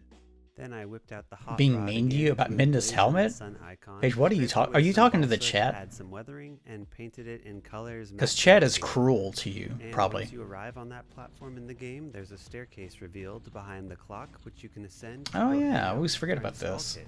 I hot glued layers of foam board as stairs, then covered the exposed foam. Have I with seen more coffee Mad stirring God? sticks. Oh, Alright, that me hole as a is Mad done, God. but for this hole, I made a non-functional entrance with more foam and wood, then free-handed the cool flame decals and orbs that cover this set of double doors. Some Agrax Earthshade for the rest, and that completes the set. His paints look kind of heavy. I'm no expert in it Sealed though. them in a quick matte top coat so that when I applied the oil wash, it wouldn't soak in too deeply to the wood grain, and I'd still be able to soak up the excess with a paper towel. Everything ended up looking a bit too dirty after this burnt sienna bath, so off camera I hit everything with a very light khaki dry brush, just to bring back a little bit of a highlight. That looks good. And like the game, I want my clock tower to be able to transform. Using a handful of chopsticks from my takeout drawer, which is swiftly becoming a crafting drawer, I'm gluing them together Just to dumps make them in two there. sturdy beams. Binder clips hold Have them I in ever seen a place while they're goose's dry, ears then they're trimmed with to the little size fluff using piles? a hobby saw and a miter box. Have you ever Add seen a some goose's stability tongue between these joints and the and inside of build its a couple mouth? holes. It's a horror show. And connected the two pieces using a piece of a toothpick, which is like a dowel, but small, and for teeth. Back on the clock tower, I converted coffee stirring sticks into a ramp. Ooh, that looks Save satisfying. those for later. Painted the wheels Wait, in wood color. go back to that. Save those for later. Painted the wood in wood colors. Then I made like more this coffee guy. stir stick ramps to reach the stairway entrance up top. Above the door at ground level, there's this mysterious red mask thing. I don't know what it is, but I made it off camera using foam covered in acrylic. Tropes are tropes because they're How am I ideas that gonna are fit this consistently stairway in pervasive there? in Oh. just like human existence. Never see. Doesn't mean that you shouldn't use them, but it also doesn't mean that you should just embrace regurgitating them for no reason. I filled the under knob with hot glue and gingerly set it into place. For the wheels on the side, I used a combo of CA glue and accelerant so I wouldn't have to hold them in It's place coming for together 100 now. years. Then I used the same glue method for attaching the back of the clock to the front beam. Now that Oh, it's he's actually assembled, gonna bother time to with return this. our focus to the clock mechanism. I powered it up with a AA battery, but I don't need a clock to know what time it is. It's time to thank all of my newest patrons, such as I don't know if he's actually using them for anything. I think it was just a joke, which I appreciate.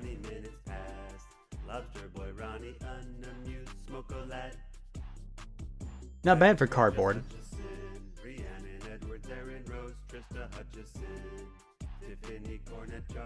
Might be relying a little bit too much on the lighting, though, to make it look more dramatic.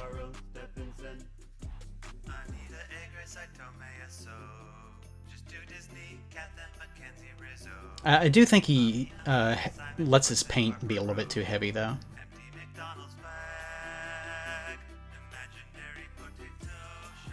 Did he just use... Come on. That's not Skull Kid at all.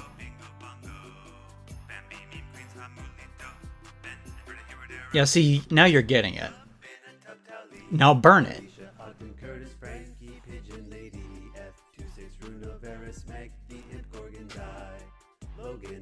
it's David Viramontes. See, that's the power of being able to make something. You can also destroy it. Jared Overstreet, Jack Archangel, Kylie, Haywood, it's me, Twee, Cindy, Relly, Steffi, Eloise, Laney, It's like having a child. Arthur, Jordan, Murphy, Why bother having a child unless you have the option of obliterating that child? Massinisha, Butler, Leonie, Not like the wolf thing, like, I don't know, like Thanos snapping it away. Foley, I'm not saying you ever would, obviously. If you're a human being that loves their child, you shouldn't Thanos snap them away. And you never would. You just have the power to. And you quietly acknowledge that in your mind. Because that's how you keep the demons at bay. I don't know. I don't know what I'm talking about. Artificial amateurs are not all amazing analytically. I assault and I make things broken barriers bounded by the bomb beat buildings are broken basically. I'm bombarding. Well, thanks for Yeah, watching. at the very end, he should just drop a giant This was a video that painted was Majora's made by- moon right on top of it. If you're interested in joining my Patreon, Am I okay? No. description, we got a Discord. We got Yeah, that's I exactly it. You can take them sing a out. Song. And maybe it's Tell you just fun to give me money. I use the money for It's, clothes, it's fun to give me money. That's my tagline too. Have you guys ever considered that? It's fun to give me specifically money. You should subscribe. Why? It'll be fun, trust me. Whenever you press that button, you'll get the best experience that you've had all day. Just trust me on this. I don't know why I'm holding my hand out. You can't see what I'm doing. Yes, like this. I'm trying to find... Would this be a good one? I'm trying to find a particular kind of stupid video.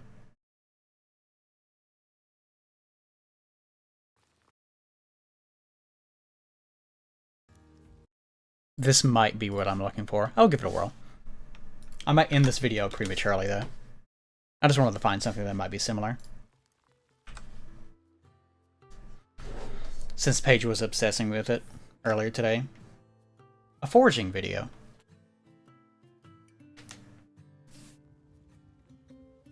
Of some jackass wandering through the woods, trying to find things to steal from the local wildlife.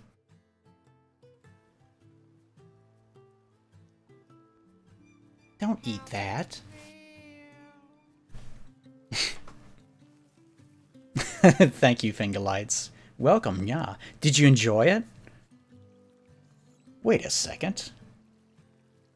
This didn't make me feel better at all. I want a refund. Oh my god, if someone asked for a refund for a subscription... Well, I guess, thank god, Twitch handles that. So to say, I would have no idea how to do that.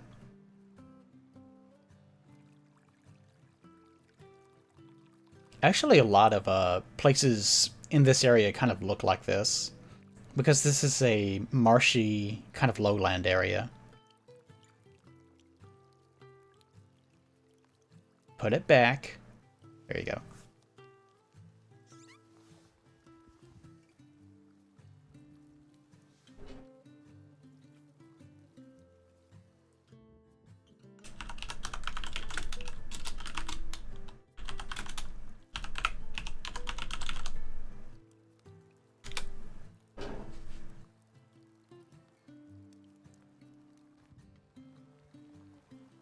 It's weird how the video quality kind of cuts in and out based on... Like, it's not my connection, it's actually the video itself.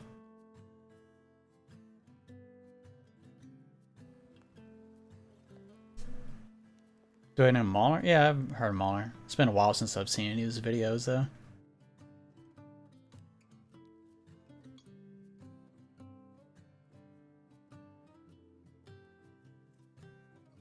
I like that it's lightly raining.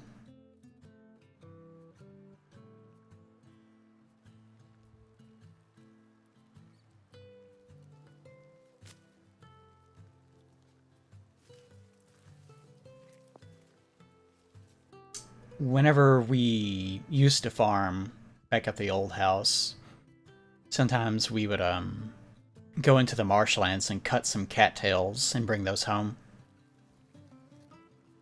Because given enough time, if the cattail's just sitting there, it'll sort of rip open over time and blossom because it needs to, you know, spread its seed. Which would sometimes, if they were left there long enough, result in that cattail cotton just spraying everywhere through the house.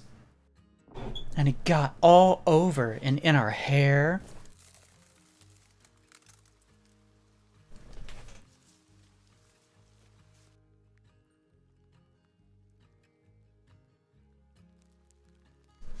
Dun, dun, dun, dun, dun, dun.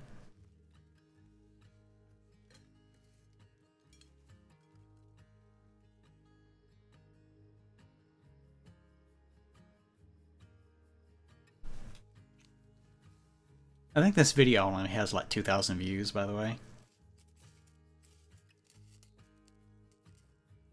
Looks like a beaver got slightly into that tree that it was set next to.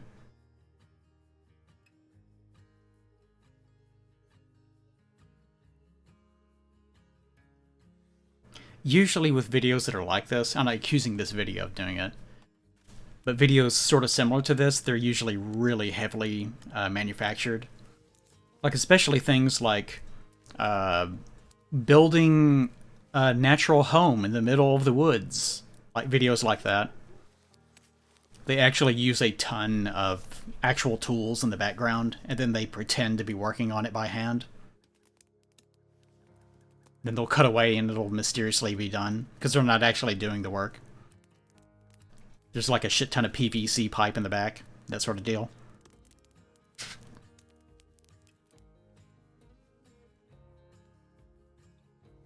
Yeah, I do know that the primitive... I keep trying to combine my words tonight. The Primitive Technology channel does get accused of that sometimes.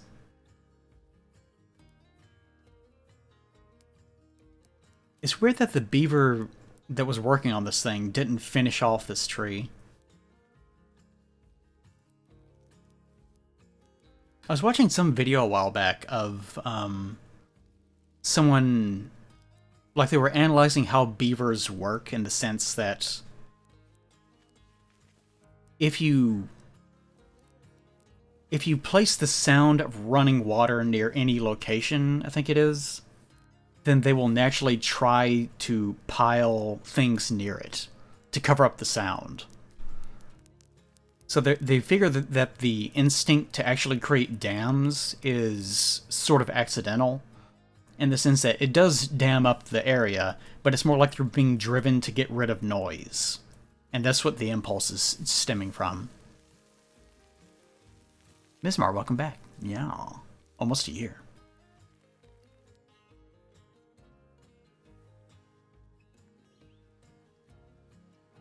Yeah, I always like stuff like that. I really love informational videos, as long as it's not like completely dry and boring anyways. Like, I also like watching videos that are about theoretical physics, but I would never subject you guys to that sort of stuff. I like videos about theoretical physics. Not like that, just, you know, like the concepts behind it. There's no way I could ever understand the math and stuff behind it.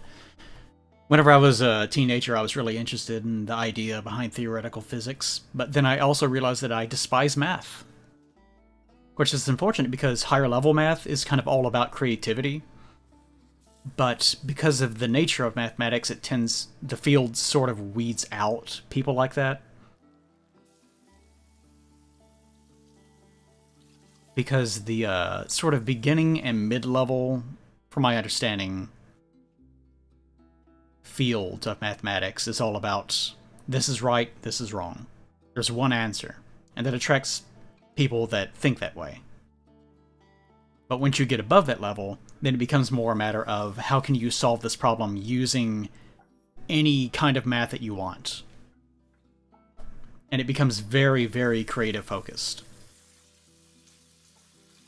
So it's very unfortunate that it does weed people like that out, because I think that there'd probably be way more advances if all the creatives could get past that point.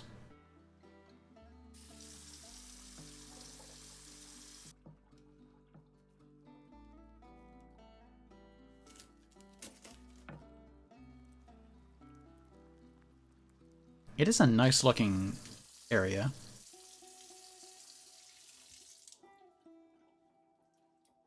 These sort of videos make it look like it's actually really pleasant to go exploring out in the wilderness, to go find stuff or whatever.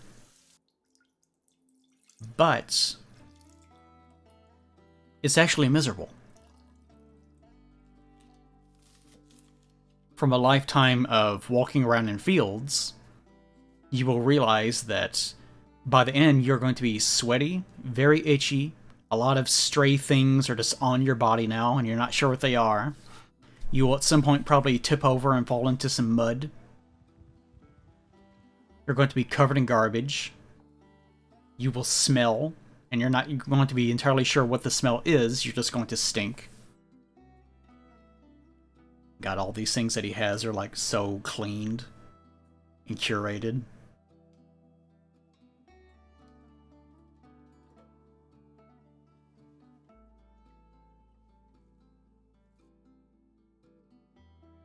He's pickling them?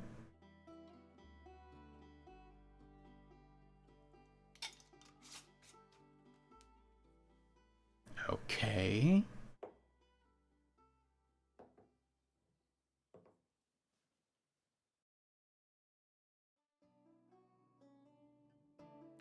I was watching a video the other day about an officially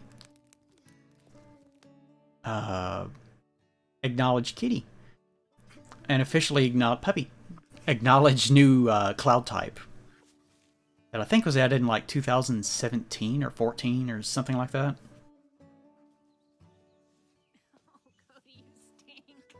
I forget what they were called. But they're very, very weird looking.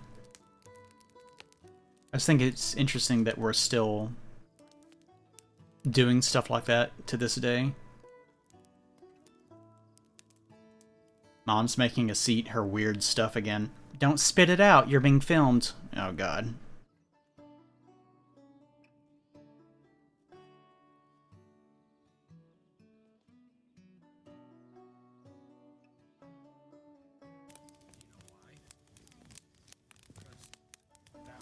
It's a big kitty.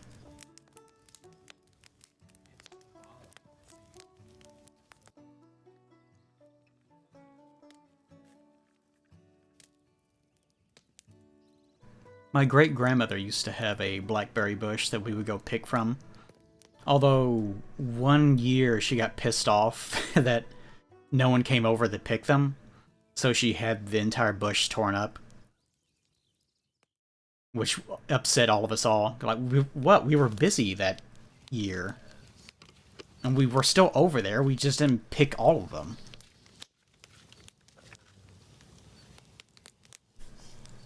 Remember, we're the perfect family. This is going on YouTube. Don't mention the bodies.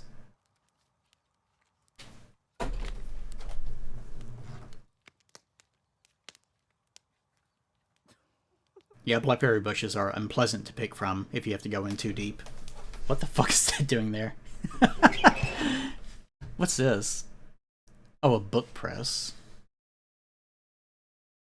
I'm very curious about that.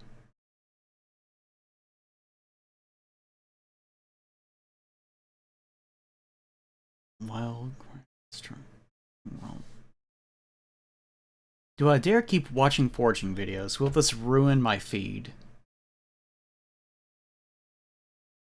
Top 10 wild greens. How long is this? 12. Yeah, I'll give one a whirl. Hey everyone, I'm here with my friend Eric. Oh my god. We met 2 years ago in Florida, and I mistook him for a bush at the time. He assured me he was not. He is a plant wizard with really seemingly infinite knowledge. I know there's things he doesn't know, but it seems like he knows pretty much every plant that we cross. And so I've been blessed to get to learn from him. I've been with him for the last day in Maryland and learned so much. This guy's a druid. So I'm excited he is going to share some You can't of his convince me favorite otherwise. knowledge This about man's a people druid. foraging, and first he's going to introduce himself a bit. My name's Eric. I'm a plant lover. What's in here? His cargo pants are bulging with something. What is he hiding? Like, they're heavily stained and very badly ripped. What's in there? Permaculturist and an avid forager, and I'm just really grateful to That's where I be here grow with my y'all today spaghetti. and share my top 10 wild edible greens for the Mid-Atlantic. And there's just such an abundance of food in these fields and forests, so let's go see what we can find. Get down on your hands and knees and graze like a beast. Show My us. number Top one 10. all-time favorite wild edible green has to be Urtica dioica, or the mighty stinging nettle. There is a native North American species as well, Urtica gracilis, and also Laportia canadensis. I love it for so many reasons. I've seen a lot of offers those. all kinds of amazing medicine. I never Its considered flavor is eating it. incredible. It can be absolutely prolific in the wild, and it's very easy to cultivate for those of us who are gardeners. This is to not mention actually it'll my really pull hair. shade underneath of black walnuts for the permaculturists out there. I used to have It can be made into I used to dried have a green plant powders, or that was also a blended up into raccoon that died on my pestos, head. or it can also be steamed and I decided not to sautéed. move it out of Any respect. kind of heat will deactivate the stinging hairs and make it edible. But yeah, definitely my number one all-time favorite has to be. I keep stinging expecting him to nettle. like reach down and just eat it. So number 2 on my list of wild. Like it's just in my head. Like I keep expecting him not to get down on all fours and not to reach down with his hands, but like to lean down like a bird and just start eating it, like grazing on it like a deer, while his feet are completely straight. Like one of those dunking, infinite drinking birds. I don't know. It's in my head for some reason. I'm sorry. Stinging nettle. So number 2 on my list of wild edible greens has got to be chickweed. This is another great friend. Chickweed fucking to really rules. connect with and bring into I the really kitchen. connect with it. So this is Stellaria media.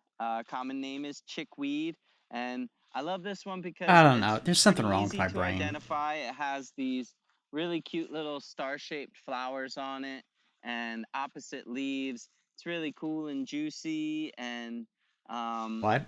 the flavor is really awesome. It's one that I do like to cook because it's a little bit higher in the oxalic acid department, but it also makes a great pesto and can be dried into powders. So yeah, I would definitely say number 2 on the list is chickweed, and keep an eye out for this one in the spring and fall. It'll disappear in the summer. So number 3 on my list is lamb's quarters. What? This is What? one of the- Whoa! What? What was? Wait.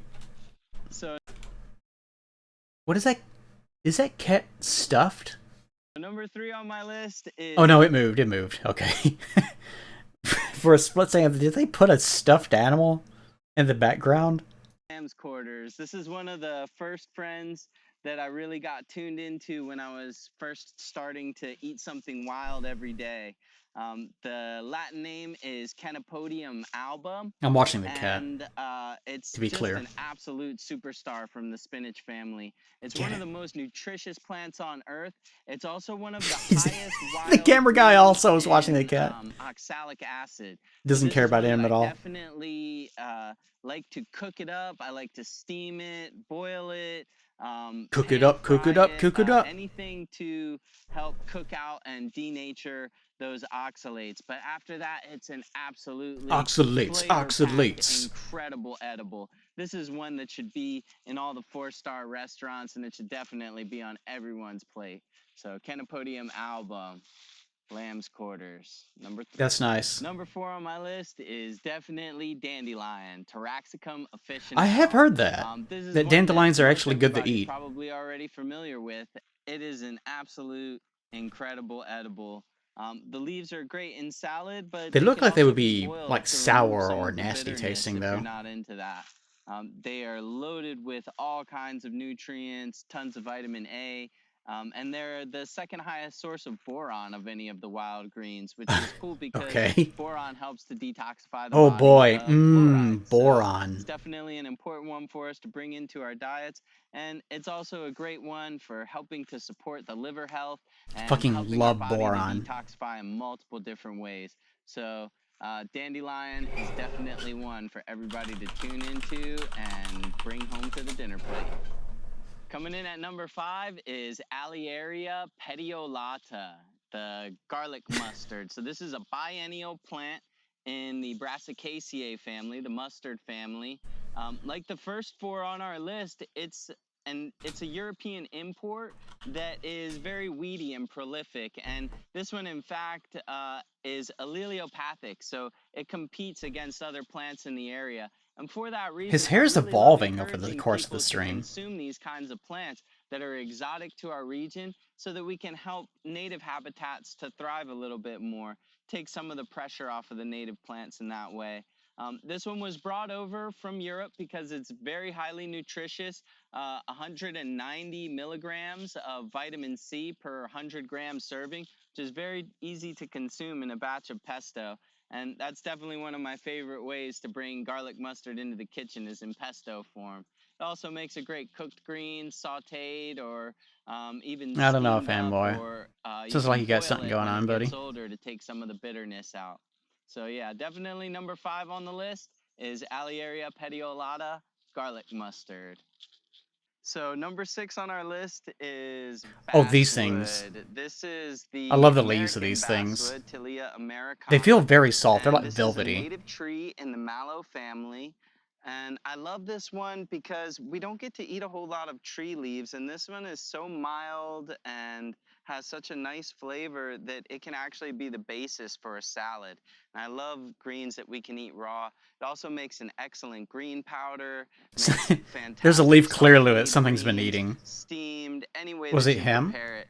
Basswood is absolutely incredible. And the leaves also have this nice kind of mucilaginous quality to it that I think really helps to keep He us really looks hydrated like in the Jack summertime, Sparrow's cousin and that also really makes likes weed. for a wonderful tea when we've got a sore throat. So yeah, definitely number 6 on the list is basswood, Tilia americana. So for You're the number 7 worst on our list, weed dealer we I've ever have heard of. another Ha, tree but you leaf. heard of me. And this is one that I bet a lot of you are already familiar with because it is world famous for its berries. And of course, we're talking about the mighty mulberry. So in the mid-Atlantic, I'm not that sure. would be either Well, Morus they're not around alba, here. which is the Asian I was about to say, I don't know how species, common or it is to Morus find something like a rubra, which is mulberry. the native one. They both have edible leaves. There is an introduced species, Browsinidia papyrifera, that is a look-alike that's worth looking into. It's called the paper mulberry. It's in the same family, but not as edible. And this one, it's not as, some of them are acceptable as a salad crop, but more so I think of mulberries as being great for green powders or cooked greens, either steamed, sauteed, or otherwise kind of cooked down a little bit. And yeah, I love mulberries because they're so easy to identify and they're so prolific and they have these deep roots and they're just beautiful, amazing, awesome trees. So number 7 is the mighty mulberry. Morus alba, Morus rubra. Coming in at number 8 on our list is purslane. Oh, don't style your hair like that. Somehow it looks worse. And this is a really great cooking green.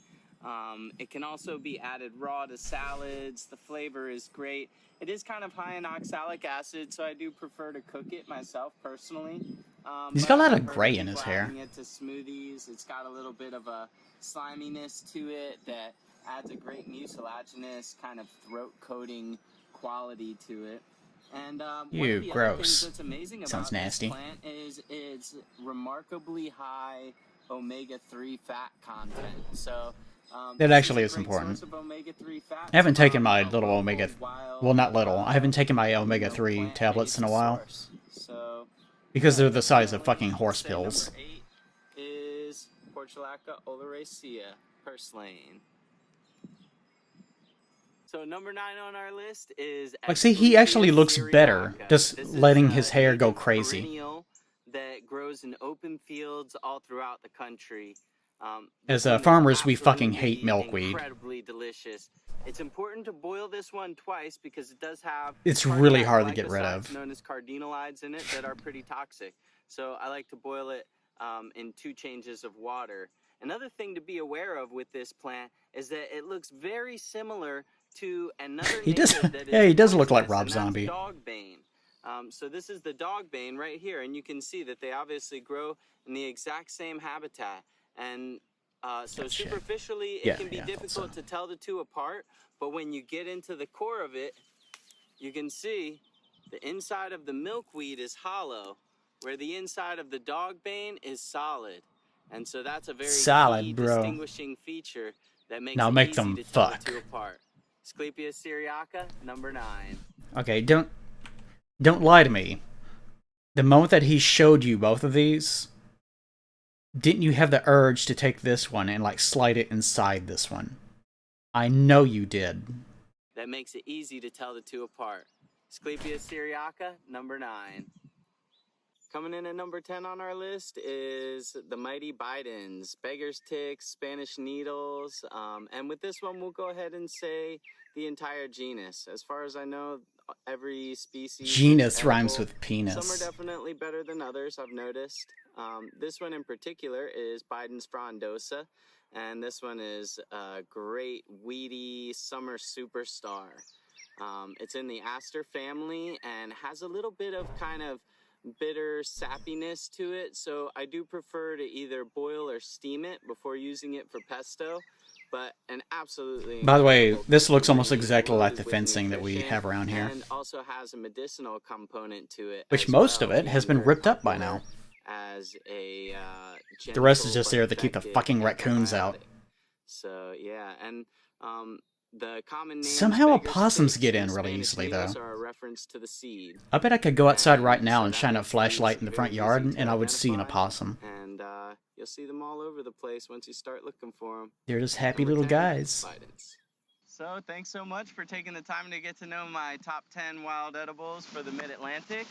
And wanted to give a special shout out to definitely Rob Greenfield and your team. Thank you so much. Definitely want to give a lot of love to the folks at Meta Creative for helping me with all this Hey, filming. always take care of and opossums putting if you see together them. all the They're nice shots little and guys. scenes and just They're making this just whole dumb as a sack of process bricks. so much more approachable for me. Thank Puppy. you for your help and patience. And definitely wanted to give thanks to the Reed Center in Middletown, I like how the Maryland, cameraman's trying to get Chesapeake's around him so he Bounty can in get to St. the Leonard, dog. Maryland, and Plant Path Nursery in Knoxville, Maryland, are hosting some of these videos. Okay, this thing legit looks like it'd be yeah, fun to play thanks on. so much. Peace. If I saw this outside right now, I don't care what I was doing. I don't care if my first son was being born. I would go play on this right now. There's just something intrinsically really fun looking about these. Yeah, there's different kinds of jungle gyms, aren't they? Look, okay, fine. Look, you'll probably have another child be born at some point. But the jungle gym is forever. Right? Jungle gym time. Exactly. What's more important whenever you really think about that? Okay, hold on. Alright. Where's my music? Not that one. Go back to the one that I like. 1 hour, 4 minutes.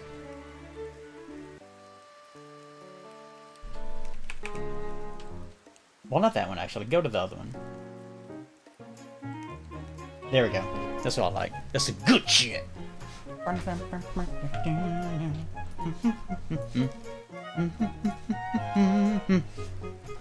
don't like that it does that whenever I'm humming. Oh well. So, did you guys enjoy tonight? Because that's all you're getting. You insatiable bastards.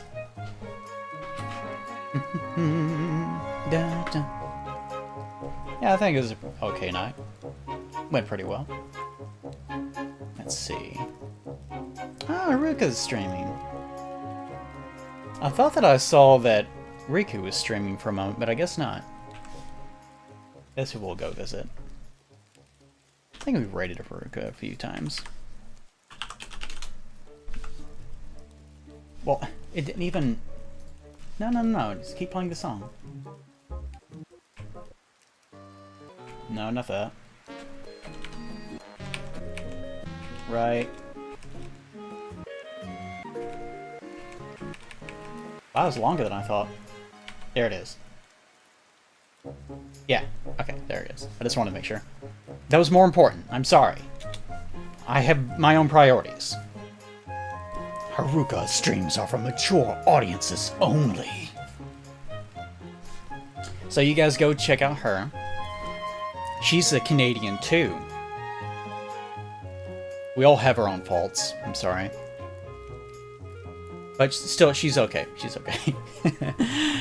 Hope you guys enjoyed tonight. Hope you enjoyed all the videos. Hope you enjoyed me rambling about Dark Souls and Majora's Mask specifically. And thank you for the subscribers. I hope that it brought you as much joy as I assured you that it would. It definitely will. You should subscribe. Just for the hell of it. Alright, I'll see you guys next time, which I hope will be soon. Bye-bye.